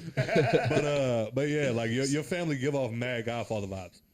Man, my people cool, bro. No, My they're people cool just as be shit. chilling. Don't take that the wrong way. Like his family is mad approachable, but they do give off the vibe of like, no, you family. If we meet you, you cool, you Yeah, family. that's But how my people is. I'll cut your fucking head off. Now my dad, I get my personality from my daddy. Like my daddy, you don't see him like overreact that shit. Like he just always like this. No matter what's going on, he like this. And that's really where I get my hustle from. I feel like if I hustle any less than what I'm doing, you know how motherfuckers go to school and college and shit and be like, I just want to make my parents proud. Yeah. Right. I just want to hustle hard to make my daddy proud. I feel that. That's where I be at. I Cause feel my that. daddy still hustle, not drugs, but Right, like my right. daddy's still a grinder, a hustler. Like man, this shit in my blood. So bro. they supported you out the gate.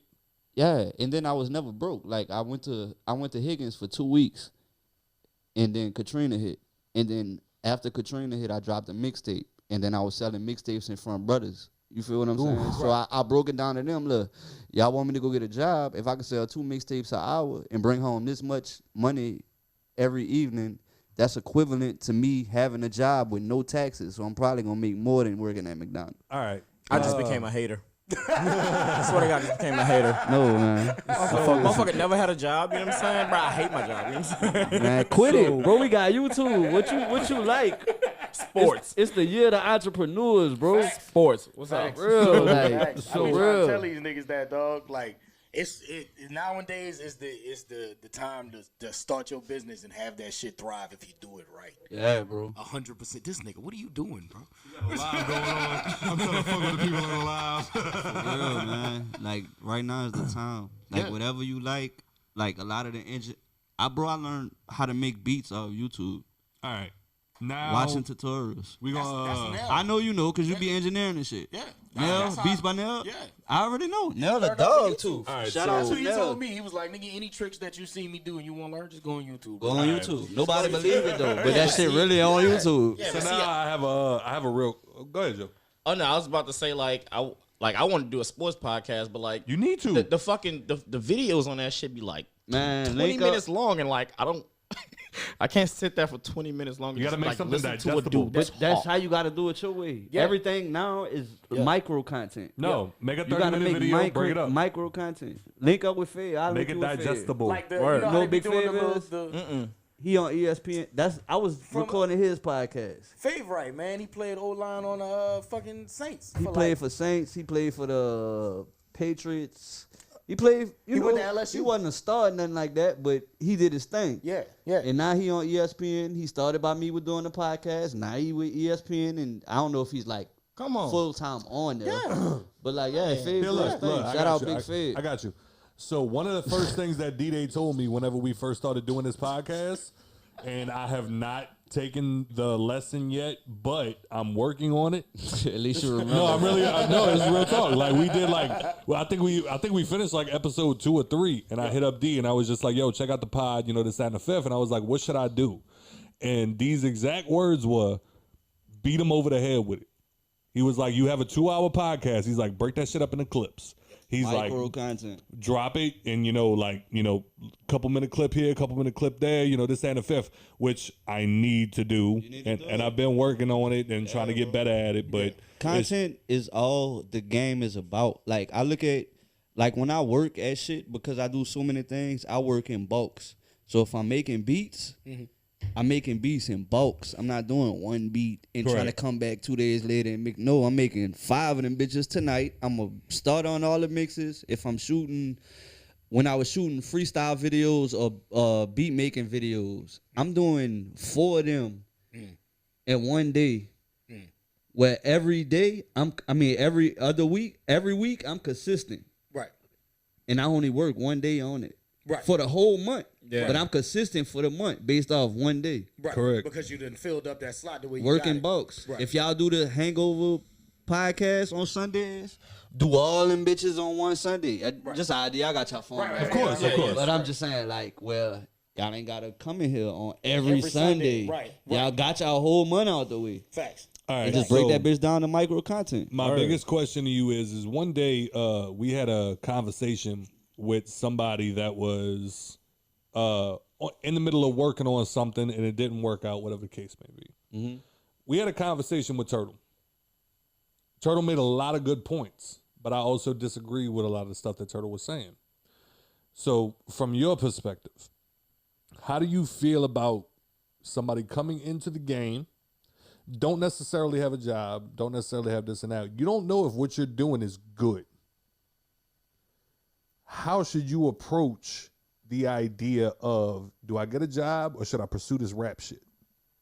Do I get a job or should I pursue this producing shit? Do I get a job or should I pursue this podcast shit?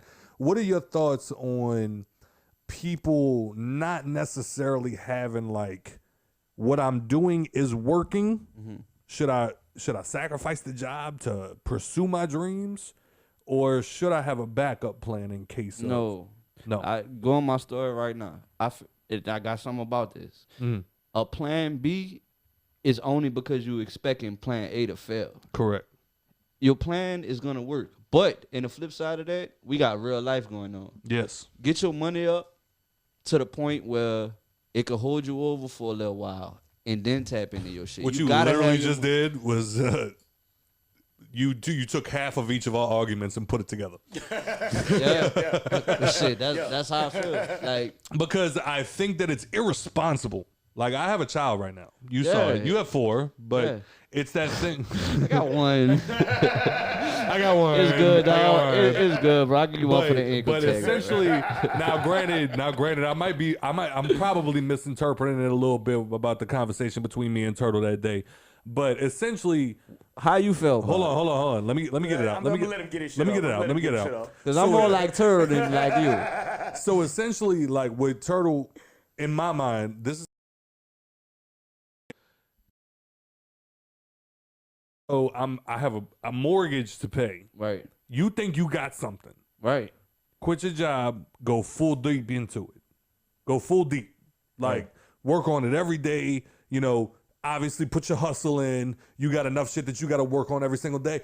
But then the person that we had here that day was looking and going, dude, I got a kid. I got a mortgage. I got this and that. He's like, he's like, no, I can't just give that all. Like, he's like, I can't give all of that up. I wouldn't say give it up, but at the same time, Like you said, stack your money. not only stack your money, if you got to work 8 hours a day, but you believe in this Hangover podcast, I don't know what you do for a hobby. Fuck them hobbies. Fuck them hobbies. Yep. Fuck them hobbies. Kill it. Yep. Sell all the shit you got that got anything to do with your hobbies and kill it. And do, bro, you could learn and research anything you want on YouTube. And that's credible information. Shit that really work. Like, Keep talking. I got to take this phone call. you feel what I'm saying? But like, that's more or less. And I wasn't saying like quit your job. I was making sure. Right. Yeah, I see what you were saying. But I wasn't more or less saying quit your job. I was more or less saying make sure that you don't give up on what you're trying to do. Like, because you can't treat it like a hobby. I told him when we got it started back up, I was like, look, because I helped him out get the ducks in the line to get the show started back up again. I was like, but the only way I'm gonna do that is if we're not treating this like a hobby. I was like, if we're gonna put money into this, we're gonna put time into this. It can't be something that sometime you got to take it serious. And not only that, it's like I thought about doing a podcast and shit before. I know I couldn't be consistent at it. Right.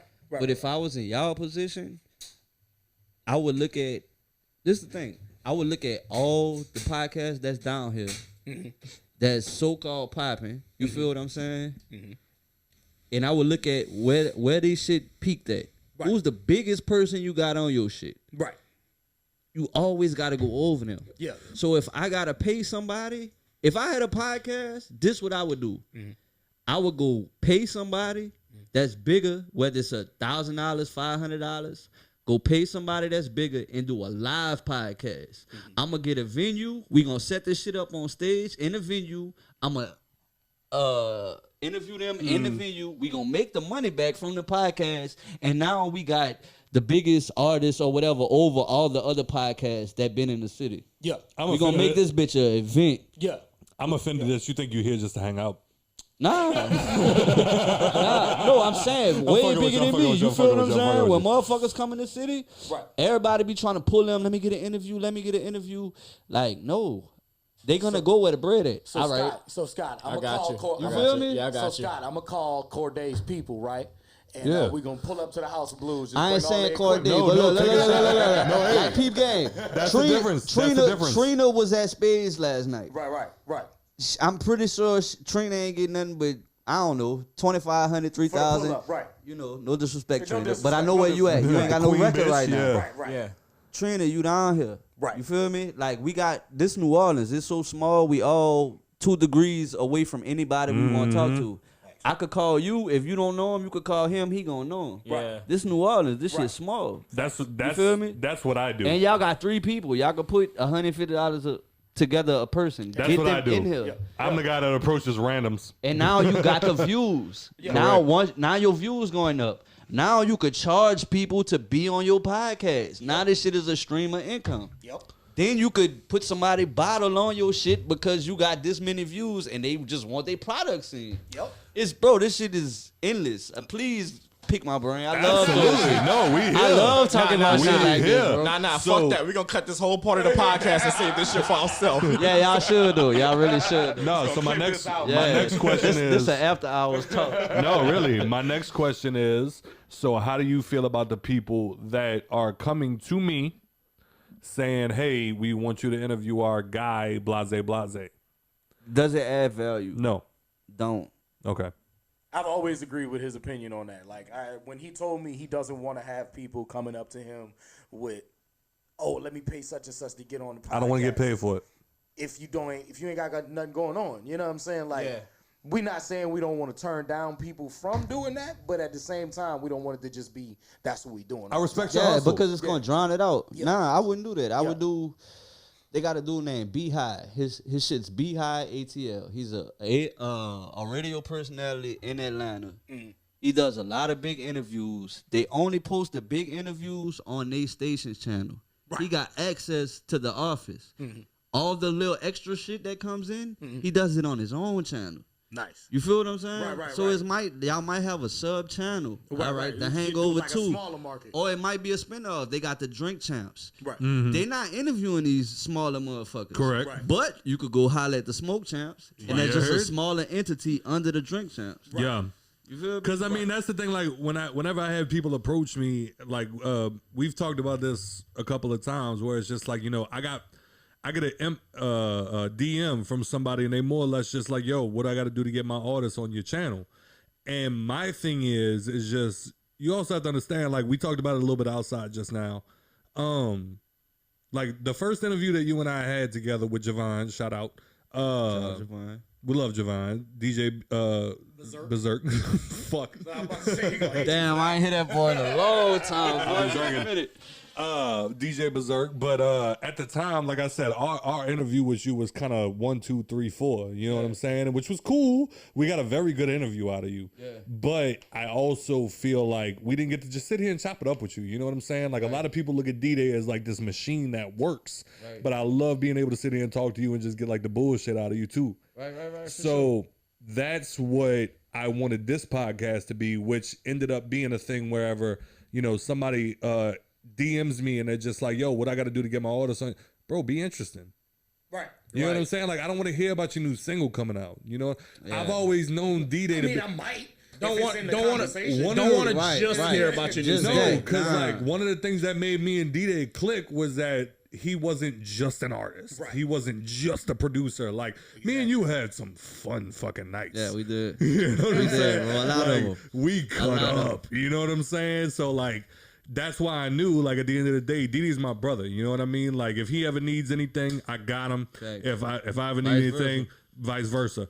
So that's why I've been so adamant about getting you on here, is because not only are you my friend, not only are you a cool rapper, you're a dope producer, you're all of these other, you're my friend. Thanks. You know what I'm saying? And like, that's why I wanted you on here, because there's been nights we've almost beat motherfuckers up together. Yeah, man. I almost beat you up a couple times. I'm trying to at least. He says that has that effect, you know. That motherfucker looked at me one night and I was like, son, you half my size. He was like, yeah, I've been half your size my whole life. Yeah. What makes you think I haven't had to boy, fight motherfucker? Scott, you'll see Scott, and it be like, Dad, let me go holler at Scott. That bitch Scott go, you will walk over that bitch Scott? He be like, bro, that shit you draw was whack. Damn, bro, how you doing? What's up? Nothing positive out Nothing positive. What's No. up, Scott? How your day was, bro? DeeDay talking that shit. One of the cool things about him is him and two of the biggest streaming artists on the West Bank right now is him and Christian Radke. One of the best things about Christian Radke was I approached him one day and I looked at him. He did a cover to Usher. And I remember walking up to him one day and I looked at him. He the same fucking way. He gonna play with y'all on camera, but he the same fucking way. I looked at Christian and I said, hey, bro, that song you did about Usher was trash, son. He'll tell you just like that. No, he looked at me. Christian took a sip of his drink. He looked over at me and he said, yeah, it got 30,000 views in 24 hours. And I was like, you right. Yeah, Christian an asshole too. I'm an asshole too. I fuck with Chris. Christian was buy me a couple, man. Shout out, rest in peace, J Bro, man. Yeah, rest in peace, J Bro. I fuck with Christian. That's my dude. Christian cool. I ain't like Christian at first. A lot of people don't like Christian at first because A lot of people don't like me. Like I ain't like Christian at first. Then when I met Christian, I'm like, man, this motherfucker cool. Like we just be misunderstood. It just be like people don't like you. Just That's not judgment. You know what I'm saying? Yeah. It's just, I don't know. Christian cool as hell though. If you really vibe, Christian a good dude. Like, Christian came up to me outside of all the music shit. He a good person. That's what let me know that like he be playing with me, because he came up to me out of nowhere, drunk as a motherfucker. And he was just like, bro, when you gonna let me on your show, bro? And I was like, I don't even have a show right now, Christian, but as soon as I get it up and running, I'm gonna let you on that motherfucker. He was like, yo, you have me on your show. I need to be on there. And I was like, you gonna be on there, motherfucker? And he was just like, shut up. I just want to be on your show. I was like, Christian cool, dog. But one thing I definitely want to get out there, because honestly, and here's what's crazy to me, is D, you're actually, like we've been talking about, like, you know, you've mentioned being similar to Turtle and quiet. Yeah. You know what I'm saying? You're a quiet dude. Like, if anybody that's watching right now has ever seen D on stage, like I know y'all say, and I only mean this in what I'm about to say, but D's very much like a Lil Wayne in the sense of like when you're interviewing him or you're talking to him, he's very soft-spoken. He's very all of this. But when he gets on stage, he turns the fuck up. It's different. He's a very different person once he's a different animal when he gets on stage. Facts. Another person that we know was an animal when he got on stage, but also an animal when he got off the stage, was Mr. Bowie Richard, a.k.a. Mr. Young Captain. Yes, I also want to address this. This just popped in my head because something that got brought up a lot was apparently y'all two had a little bit of an issue. No. Y'all had some little beef. Let me tell you. He called you a bitch. No, hell nah. Hell no. If I know Bowie, he called you something wild. This was the whole situation. And it's another jail story. All right. I used to fuck with their sister, Lacey. Yeah. In middle school. Fuck with how? Before both of them was rapping, they would see me at the visitation fair. They'll see me at all these fairs. Both the twins. Yeah. Spit something. All right. It went from that to it was me and Chance, of course, on Terry Parkway at one parade. Shout out to my mama. We was right in front of Walgreens, bro. And I was battling. And this time, whoever was there, the twins went to school with. So it become from me seeing them. My mama grew up with they mama, Miss Tammy. Miss Tammy? My mama grew up with them. Get the fuck out of here. So, you feel me? When I was 11, 12, fucking with Lacey, I was able to go by their house. Because my mama knew her mama. You feel me? Lacey being a sister? Being their sister, okay. Right. And then whatever happened that day, I was battling somebody. Did you eat Bowie? I never battled Bowie. Say it. I never battled Bowie. But whatever happened that day, they was on the other side. Right. You feel what I'm saying? Yeah, that makes sense. And we was I wasn't battling them. I was battling somebody they went to school with. And then I ain't get to get my verse off. Right. They got not them, but whoever they was with, I was battling. They got their verse off. And the crowd started getting bigger right in front of the daiquiri shop. Right. So they broke that shit up. Yeah. They broke it up, and I was mad because I ain't get my verse off. And all them was bucking. So I went to cursing at the police. Right. You feel me? And look. Of course you did. Them bitches beat me. They beat me in front of my mama, in front of Chance, and ask all them. They'll tell you. Who beat you? The police. Oh, it was wow. like 6 of them. Oh, I thought you meant like somebody beat you in a rap battle. No, hell nah. No, they beat the shit out of Man, you. the police beat the Hold up, peep these bars. No, man, the police beat the shit out of me, put me in the neutral ground in front of Walgreens. I was in that bitch for about 5 hours by myself. That's my hood. Damn. You feel what I'm saying? And ever since then, I was like, I don't like y'all. Talking about Bowie and Bradley. I don't like y'all no more. Cause y'all come from y'all little bros. I'm in y'all house. Right. I'm in y'all house in y'all living room. Facts. Now I don't like y'all no more. You feel me? And then after that, it was, well, fuck. Nah, man, that's my little bros. No, because I remember at the end, because I remember like some bullshit. Obviously, every time somebody passes away, there's some bullshit that always comes up about it. And I remember reaching out to you because, like I said, at a certain point, you and I talked almost every fucking day. Yeah, we was right here. Yeah, and I remember there being a rumor going around that there was some issues between you and Bowie. Hell and no. And I remember even reaching out to you like a man. I remember reaching out to you and just being like, look, you know, Bowie was my guy. Like that was my little brother. Thanks. So if you had a problem with him, et cetera, et cetera. Right. And I remember even you saying at the time, and I'm only saying this literally right now for the camera. Right. I remember you even saying we will, and I remember somebody even confirming this. Y'all were working on a song together. Yeah, man. Like people, Or at least working together. in the shit, like it be so micro in my head because I be looking at shit like this is the West Bank. But people be wanting to cause issues, like, and I don't mind it because it just be like, this is the West Bank. I don't care how the fuck y'all feel about me. This shit don't matter in real life. Right. You feel me? Right. But people be wanting to be so, he got a problem with you. They still do that shit to this day, bro. I think that y'all's little issues that whatever. We ain't had no issues. It was just like y'all shouldn't have been behind them, but y'all should be behind me because y'all know.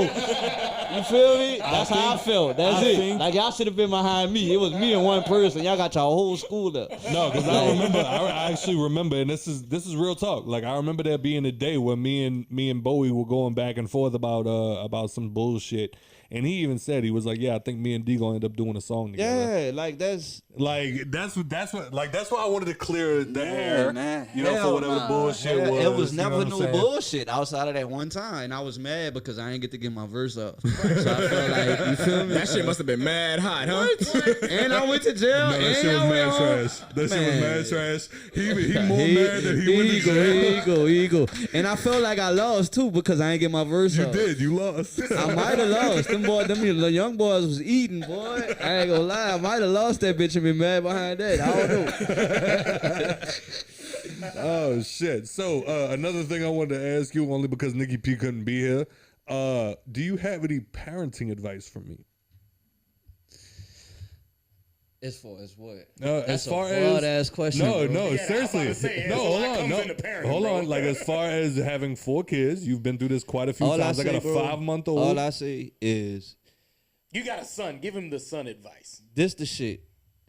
We gotta teach our kids about financial literacy. We got it one time before he goes any further. This the thing. People teach their kids simple shit. Don't walk out. Parents teach the kids shit that they went through. You feel what I'm saying? Yeah. But that don't always make it right. Right. You feel me? Teach your kids about financial. Teach them about shit they not gonna learn in school. About if your heart get broken, how you deal with this. Yeah. How to manage your finances. You don't have to be a worker. You could be a boss. Teach them how to run a business. You feel what I'm saying? You don't have to go to college. You don't have to go to college. You could drop. I tell my little girl, and my mom would be looking at me like, don't tell this girl that. I tell my little girl 10. I always tell her, you don't. How old is she? 10. Oh, she's 10. Okay. Yeah, so I always tell her, like, she be looking at it like, my aunt do this, my aunt do that. I be like, no, I'm not raising no workers. Right. Like, baby, you could, my daughter likes slime. Right. All right. Think of something different, what you could put in slime that's different from all the products out. And we could package your own slime and sell your own slime. I'm teaching my kids how to be Word. bosses. Yeah. Fucking Facts, word, That's facts, yo. though. Hit it for him. Facts. They got so For many real, kids bro. out there on YouTube getting to the bag. Getting to because the they bag. pass just like Oh, him. man, listen. Financial literacy, that's the main thing. Teach your kids how to move money and save your money. So you're going to come hang out with my son? No, you gonna hang out. I am, but you gonna learn this. You feel me? Like everything you make, you only need to be spending 30%. Everything else need to be going back into the business. If you make $100, you really only made $30 because that go back into the business. I learned Say that. No. Say that one more time. Say that one more time. I don't If think you make $100, you only We made made $30 $30. because 70% of it's going back to the business. I learned that the other day. The what you call it? Cat was breaking it down like, all right, so boom, this is how a rich person thinks. I just made $100K. Took a piece of paper. $100K. Yeah. Splits it in half. He was like, I'm gonna take this, put it in the bank, and I'm gonna take this, and this is what I'm gonna ball out on. He was like, a wealthy person takes that other half, splits that In half, right? puts that Facts. away, and he's gonna Facts. ball out on his 25% and 75 of it in the bank. Yeah, in the bank. That shit made sense to me like a motherfucker. I was like, why haven't I been thinking like this all my fucking life? Me too, shit. I be watching YouTube tutorials trying to figure this shit out. Facts. That's why I bought this bottle of whiskey. You know what I'm saying? And Shout sit out my y'all, ass at man. home You heard me? and That drink good old it. $10 bottle. You know what I'm saying? Got the hangover. Well, I know you got stuff on live, motherfuckers. Anybody saying anything cool? Bro, it's Oh, they all lame. All of them are lame. I don't know, it's long. We got All of them lame. Shout out the guys. Nah, man. y'all ain't lame. Shout out to DeeDay. We rocking in this bitch. Shout out to Hangover. So, one of the questions that I did have was, this is for everybody. Was it He whatever? locked his phone. God damn it. Died. It's good. God damn it. Damn. It's good. So one of the things Wanna log in on that Nah, you good, bro. yeah, you can put yourself on my shit if you want to do that. I'm gonna see a selfie of him later on my story. Follow average. Nah, but one of the things Tag yourself, look. Follow me. No, I was saying log in on your shit and like you go live on. No, he was saying, Nah, saying I'm he's good, still, bro. you They'll still catch gonna it tag his I got shit. DeeDay on my shit. I be thinking about that when people be in jail. Like you gotta burn a phone in jail. But You think I put Joe over there on accident? No, I got. this man really got you. You really like Batman, huh? Shut up. I see Yeah, it, you do. Yeah. Look. man. The y'all fonts crazy. on the fucking posters. It is. Your shit hard. You're not Too. gonna stop talking I like about the it. rebrand of the name Thank too, you, bro. though, bro. Thank you. Appreciate that, bro. Appreciate that. Yeah. Appreciate that. But one of the things that I wanted to ask you about was also, let me pull it up real quick. Yeah, we go with the boys. Shut up. Shut up. Shut up. Shut the fuck up. No, man, it's about to be a 3-hour interview. We almost there. Yeah, we going on 2 right now. We Nah, had that's a the real minute shit 50. though. What's that? People ain't. I don't have. We haven't had interviews you in a like while. this. It's I don't episode- have interviews like this. Like 72. I appreciate it. 7 deuce. So, you didn't mention or not, do you read any books? Or you said, no, you said it was audiobooks that you mostly get a chance to because that's what you, all right. So somebody shared a picture, and this is for everybody. Somebody shared a picture of a section at their local Barnes and Noble. There was literally like, you know how they have like horror, mystery, fiction, nonfiction, blah, blah, blah, blah, blah. Somebody had banned books as one of their sections in the store. Like banned. Banned. Like these books have been banned. How do y'all feel about that being an actual thing? Like banning books? Because somebody said on the one hand, you know, no art should be censored. But then on the other hand, some of these books have been banned in schools, which parents are paying for, which they technically have the right to ask for. How do you feel about censoring art, DeeDay? Books, I don't feel like no art should be censored. I just feel like if that shit ain't for you, it ain't for you. Before Walk you go past any it. further, my question to you is also to add on to it. When I was a kid, I got really big into history out of nowhere. Like history was actually my worst subject, but then randomly I got like a hair up my ass for it. You know what I mean?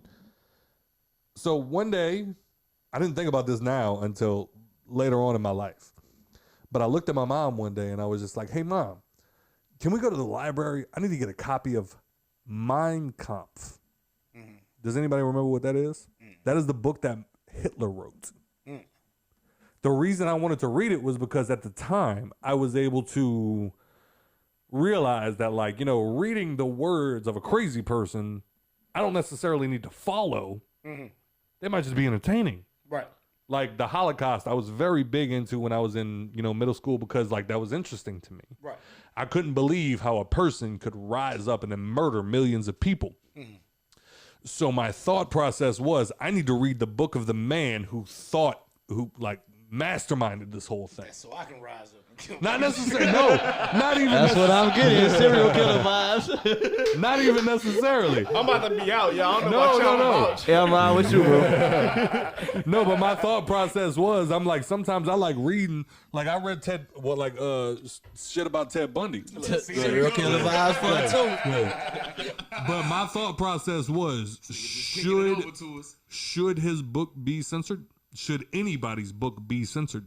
I mean, honestly, what D has said, like, I mean, I feel like no art should be censored. If it's not for you, it's not for you. Yeah. You know what I'm saying? Like, it's how we've said about like the Cardi B's and shit like that. Like, don't let this shit raise your kids. Yeah. Right. Facts. You know what I mean? Facts. So my mama was just stupid for letting me go to the library looking for Mein Kampf. Not saying that she was stupid, she knew her kid. Fair enough. You know Okay. what I'm saying? If you know your kid's very susceptible to the shit that they see, hear, or read, Don't let him read that shit. Don't let them do that. You know what I'm saying? You can censor in your household. 'Cause my you thought- might be on a petition like, nah, all these books got to come down. She 'Cause wouldn't let some me kid see. Might read that and be like, damn, somebody can be this evil in the world. How can I not be this evil? Right. You can learn you can learn like necessarily not what to do, but what not That's to to do. do. Exactly. She wouldn't let me see the nude scenes in Titanic, but she would let me go pick up a copy of Mein Kampf because she knew. Man, I That still she want was to hit more Rose. obsessed with titties than you was Hitler. I still want to hear Rose, bro. Rose was fine. Facts. We all love Rose. I want to make it do the hand thing on the window. Me too. man. What? Me too. In the car, I know what you're talking about. When it's fogged up, Hell yeah. I What still time we want Rose. We had hour and 53. Oh, we're gonna keep him for at least 2 more. So, This motherfucker. I'm about to put you on the clock. After this, nigga, you got to start does playing. DeeDay watch any TV or movies, anything like that? Is there anything out right now that you big on? I do. I watch documentaries more than anything. Yeah. I watch a lot of documentaries. You a Planet Earth motherfucker? I watch a lot of documentaries on animals more than anything, to be real. So you a Planet Earth Animal- I'm motherfucker? about to say, he just like Wayne. Animals. Y'all niggas sit around and learn shit all day, huh? Yeah, bank heists. I like watching shit that I feel like I want to do, but I can't do. Right. You feel what I'm saying? Hey, like no the bullshit. I watched that Bang Heist one. I love bank Watch heist that shit, shit. because I just feel like, all right, how can like that's my plan B. You feel me? If all shit go left, I got papa. You feel me? That's untraceable. No, what was it you Well, it's said? traceable now. What was it you said? If rap don't rap, if rap don't work, yeah, many bars that said that though. I know a lot. I kept saying that shit. And I felt like people thought I looked down on people with jobs. It was like, no, I was just trying to motivate. Yes. Just trying to show motherfuckers like you don't have to have a job. Right. Like just believe in yourself enough. You think believing yourself is enough? Absolutely. Yeah. Well, it's hard for you because believing in yourself worked. But you've met Bro, white rap rappers Bro, this the thing. that have kids. I'm And it ain't working. I'm not super talented like that. I don't think I'm super talented. See, like Turtle looks at me like I'm crazy because I'm just like, no, man. risking the biscuit is stupid. No, and that's he's the like, thing. no, you gotta risk the biscuit. And I'm That's like, the yeah, but thing. what if you trash? This the thing. You have to believe in yourself. Say, I can agree with that. Now, if you're doing something and you get no response, like everybody's probably telling you that you should probably stop, then you probably That's different. you probably should. That's motherfuckers that Right. Trash. But see, no, I look at it as you can't do one song and quit your job. Exactly. You feel exactly, me? Exactly. You gotta- you What gotta- if all 15 Right. of your songs are trash? Then just record more. Right. Rap is a skill. Being talented is you God blessing you with something at birth. Right. A voice. Right. To be fucking Kelly Price or fucking Faith Evans. That's talent. A skill? Right. I'm a skillful person. I'm not talented at all. I have zero talent in You my don't think body. you're good at what you do? No, I'm not saying it. I have zero talent. You think everything that you did, He's saying when he got No, on I'm the saying- mic for the first time, Correct. wasn't like how when he No, get what on I'm the saying mic. is No. you think what you have is a muscle I think what that you worked yeah, out. Yeah. a skill is something that you constantly do and you get better at I it. disagree. I'm a skillful person. I'm not talented. I'm skilled. Yeah. That's how I made a lot of whack beats to be able to make good beats. Because you think about it, a lot of these feel me? rappers nowadays came into the game not as strong as they are now. Look at Young Thug. Look at 2 Chainz. Niggas couldn't understand what No, Thug was fuck saying. Now he's you. one of the highest grossing Fuck artists in you. the 2 game. Chainz He's has always been skilled. great. You know what I'm Be saying? skilled. It's cool with being skilled because that just means you work hard. Facts.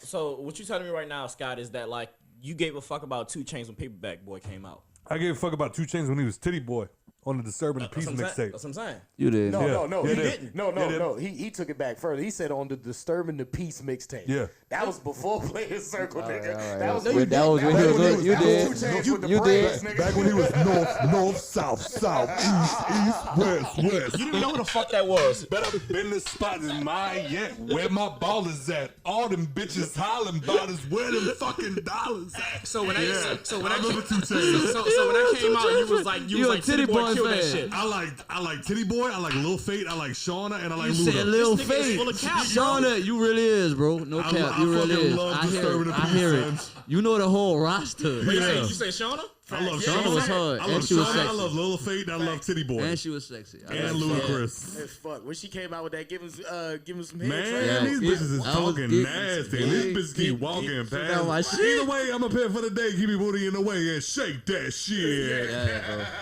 Hey, I feel like the baby is the new Ludacris as far as visually. Yeah, I'll give Y'all him that. feel like that? Yeah, I give him a little 100%. dance. Visually. Dance. I put him on my fans for bands. Like He did that- visuals. When he did that Suge video, and dog, he just looked like he was having so much fun in that. Yeah. Bitch. I was like, We missed that in hip hop. It brought me back to that. Right. Yeah. Niggas stop doing that type of shit. So that gave me the idea The- for my next 4 videos. Yeah, The it gotta Suge be video? fun. Sell that fun shit. The Suge video reminded me of the what was it?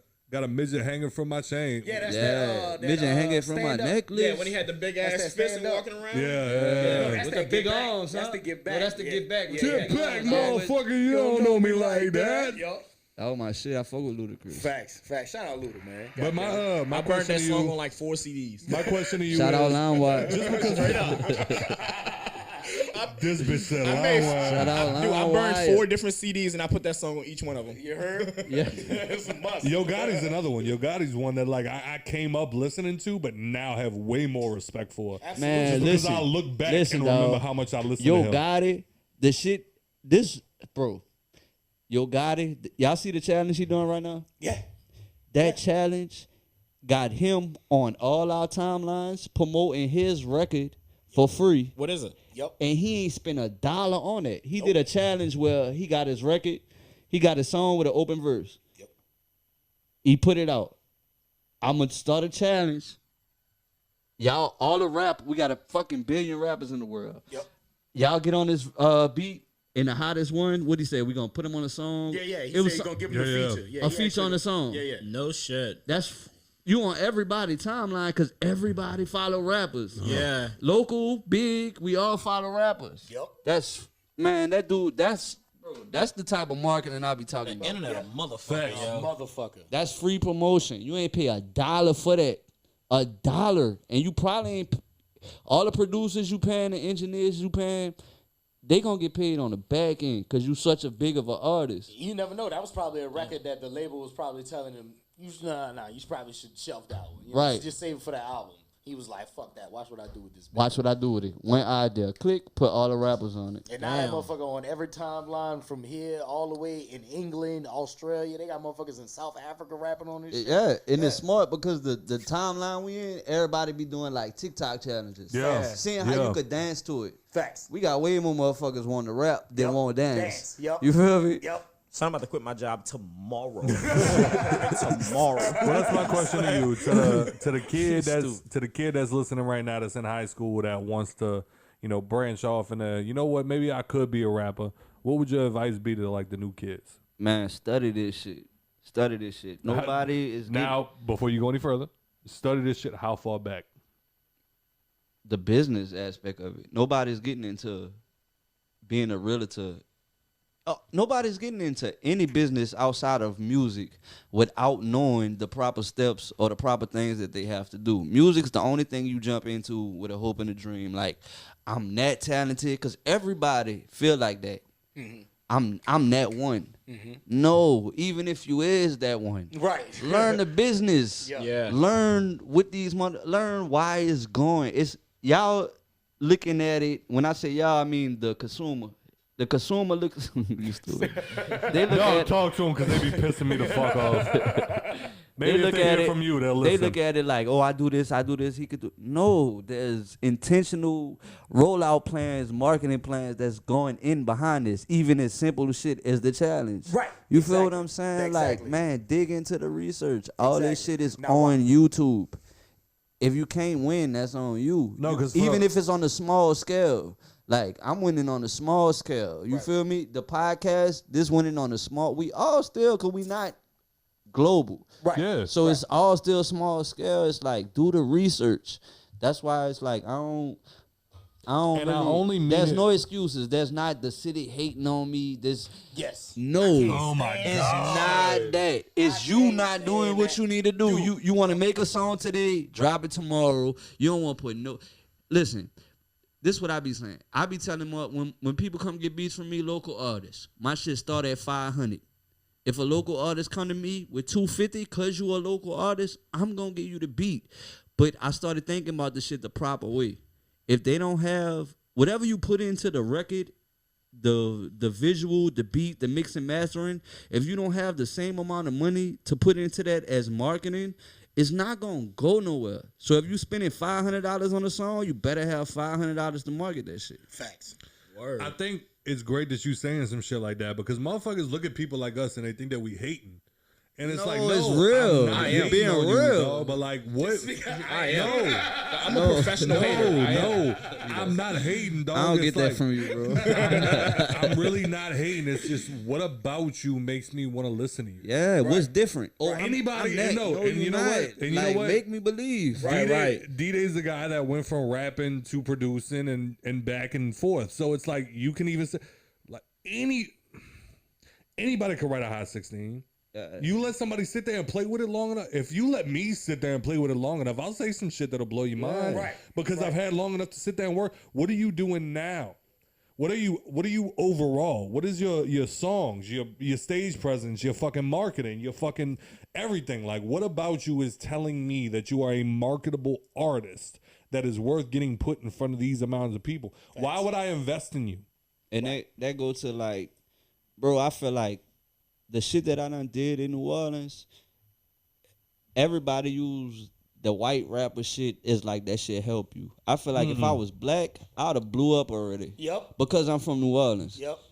And my shit authentic. I don't give a fuck. But if they you white. already look at me like it's not authentic unless you sit down with me. You know my story. It already look. Only for the bounce shit. I only see people not looking at you correctly because you white doing bounce music. And that's the shit they love me. They look at me like, boy, you a white boy That's doing what's bounce. wild. You feel what I'm saying? That's what's I know wild. this sound. I really be in these hole in the wall clubs. Like I really go there, That's like wild. by myself type shit, and just listen to what's going on. Right. I'm. You know what I'm saying? I The stay in game the done third changed. world, bro. The I game be done changed. uptown, bro. I Bro, wouldn't the let shit you anywhere my near my life house. really a movie, bro. I wouldn't let you anywhere near my house. This motherfucker. For real, bro. Oh shit! What time we at, bro? We had 2 hours and 5. All right, so I guess we can wrap it up because I want him to get the fuck out of my house. Yeah, he ready for me to go. He ready for me to go. Don't tell us that every week. Oh wait, hold up. Give me one. Give me the bottle. Don't you shoot it yet.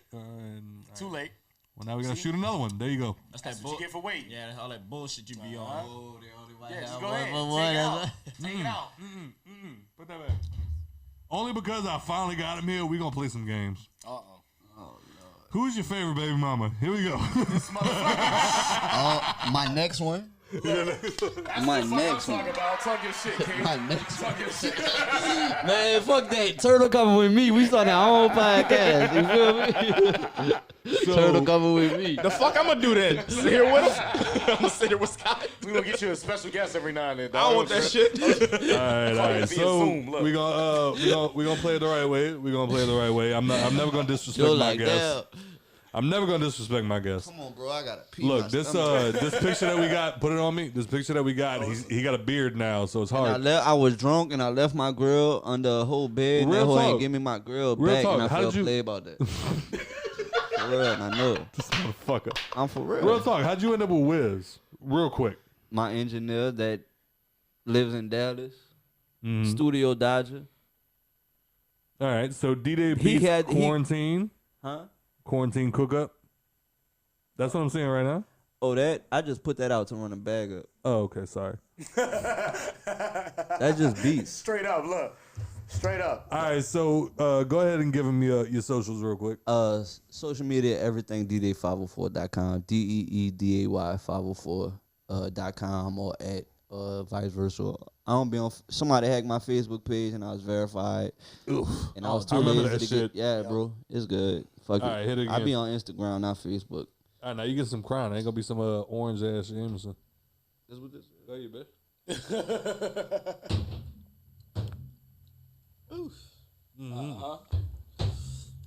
Is there anything you want to say to the people before we head out of here? Man, everybody who know me and rock with me, I appreciate that. From the bottom of my heart. Like, even if it was a little bit, a lot, I appreciate everything, man. We talking a lot of shit. DeeDay is one of the most down to earth people I've ever met in my fucking life. Absolutely. Man, I be chilling, man. I appreciate everything because I really come from nothing for this shit, and I really work hard every day. You deserve it, bro. You deserve Thank you, man. And I hope you show everybody. I hope you show this episode to all the right people, but I am. I posted it on my but social media today. no, All the shit. I ain't worried about them. Fuck them. Second of all, Miss Christie. Miss Shout out to Christie. my mom. I love you Shout to out to death. her mama, his mama. Sorry, It's yours too. You know how this neighborhood mom was. Miss Christie. We love you. You know what I'm saying? You gonna kick that shit in the ass. Yeah, she got to is. ring the bell though, huh? Yeah. She my did. Mama, Ring it for him one time. She in remission? Her cancer went from stage 4 to where she's at now. They said she will be a stage 2. Hit it. That's how she's coming in. Hey, And she got 18 months. She got to ring the bell, dog. Fucking right. She got to ring the bell. You want to know why? Because not only is his daddy a gangster, because I've been seeing the way he's been taking care of his mama, hit it for him one time. Absolutely. But also, his mama been all over social media. Me and her been bullshitting back and forth every now and then. And my mom would be mad at me because I deleted my Facebook off my stuff for so long. I just got back on it when I posted a picture. Yeah, She be yeah. like, you don't see nothing I post? No, man, I promise I ain't She gonna see beat you nothing up. post. If my mama get an Instagram, I'll be mad because I be posting a lot I don't need to post. So shout out to Miss Christie. Give I it to love her you, one Ma. time. Give it to her one time. And then also, I know your sister ain't got a Facebook, but shout out to Christy only because I only met you one time. You said Chris, that's my mama. My sister named Lindsay. What you let me call her Christy this whole time? My mom's name's Christy. Your sister named Lindsay. God damn it. All right, so Lindsay. Why would it be Christy and Christy? I don't know. Christy Junior? Christy I Jr.? ain't never heard of a mama naming her He daughter drunk. after her. He's drunk. All right, so shout out Lindsay only because Lindsay almost beat me up one weekend when I was trying to hold her back from going to jail.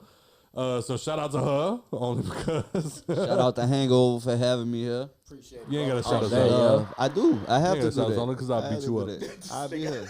Y'all shit fun, bro. This the littest shit I done did on my life. So you gonna come back to another episode? Man, bitch, y'all come here and watch y'all live. It gotta be some interesting shit. Word. Y'all need to I'm gonna tell y'all after the show. No, I won't only come here and because. laugh. Oh wait, hold on. I got a guess for y'all No, to you done do. fucked the game up. Only because I done hit you up on 2 occasions to give us a different version of the Hangover song, so we could have it as our intro. I'll make you a The jingle. Mardi We Gras- already We you was just just said talking we was about that talking shit. about the We same talked shit. about it. I told you last We can make year. some new shit. We I can told make you some last new year. shit, I wanted the Mardi Gras bounce version We of the can Hangover make song. some new shit. All right, let's do it. We can make y'all come and we gonna all make it together. Mr. TRTL.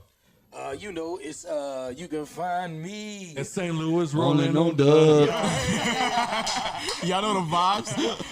On IG at TRTL _ TikTok the same. Twitter at 2RedToLose. Don't mess up your twos. All other social media is TRTL. Mr. Average Joe. LE _ average _ JOBE on Instagram. Jovid19 on Twitter. Mr. DeeDay, give him everything you got. DeeDay 504 on Instagram. That's the only thing that's important. Yup. Nah, man, fuck that. DeeDay Beats, too. Oh, That DeeDayBeats.com. Yeah, And don't you have an artist? DeeDayBeats.com. The female that you always promoting. I like her. I had a couple artists. Shout out to Kitty Monroe. I'm still not promoting her, but I'm still in good graces with everybody. I hope everybody win, man. I know Sorry you about was, real quick, I know you've been rocking with little young chick, Isis is her name? Yeah, man, we got She ISIS. fire. Yeah, We got she ISIS fire. signed and she Jet Life now. Yeah, She yeah. fire I as seen fuck. ISIS brought that currency placement in, that Fendi P placement in. Yeah. Yeah. She signed a Jet Life. We going up. Yeah, that's what's up. Well, that's all the time we have for today. As always, thank you for supporting. If you, There go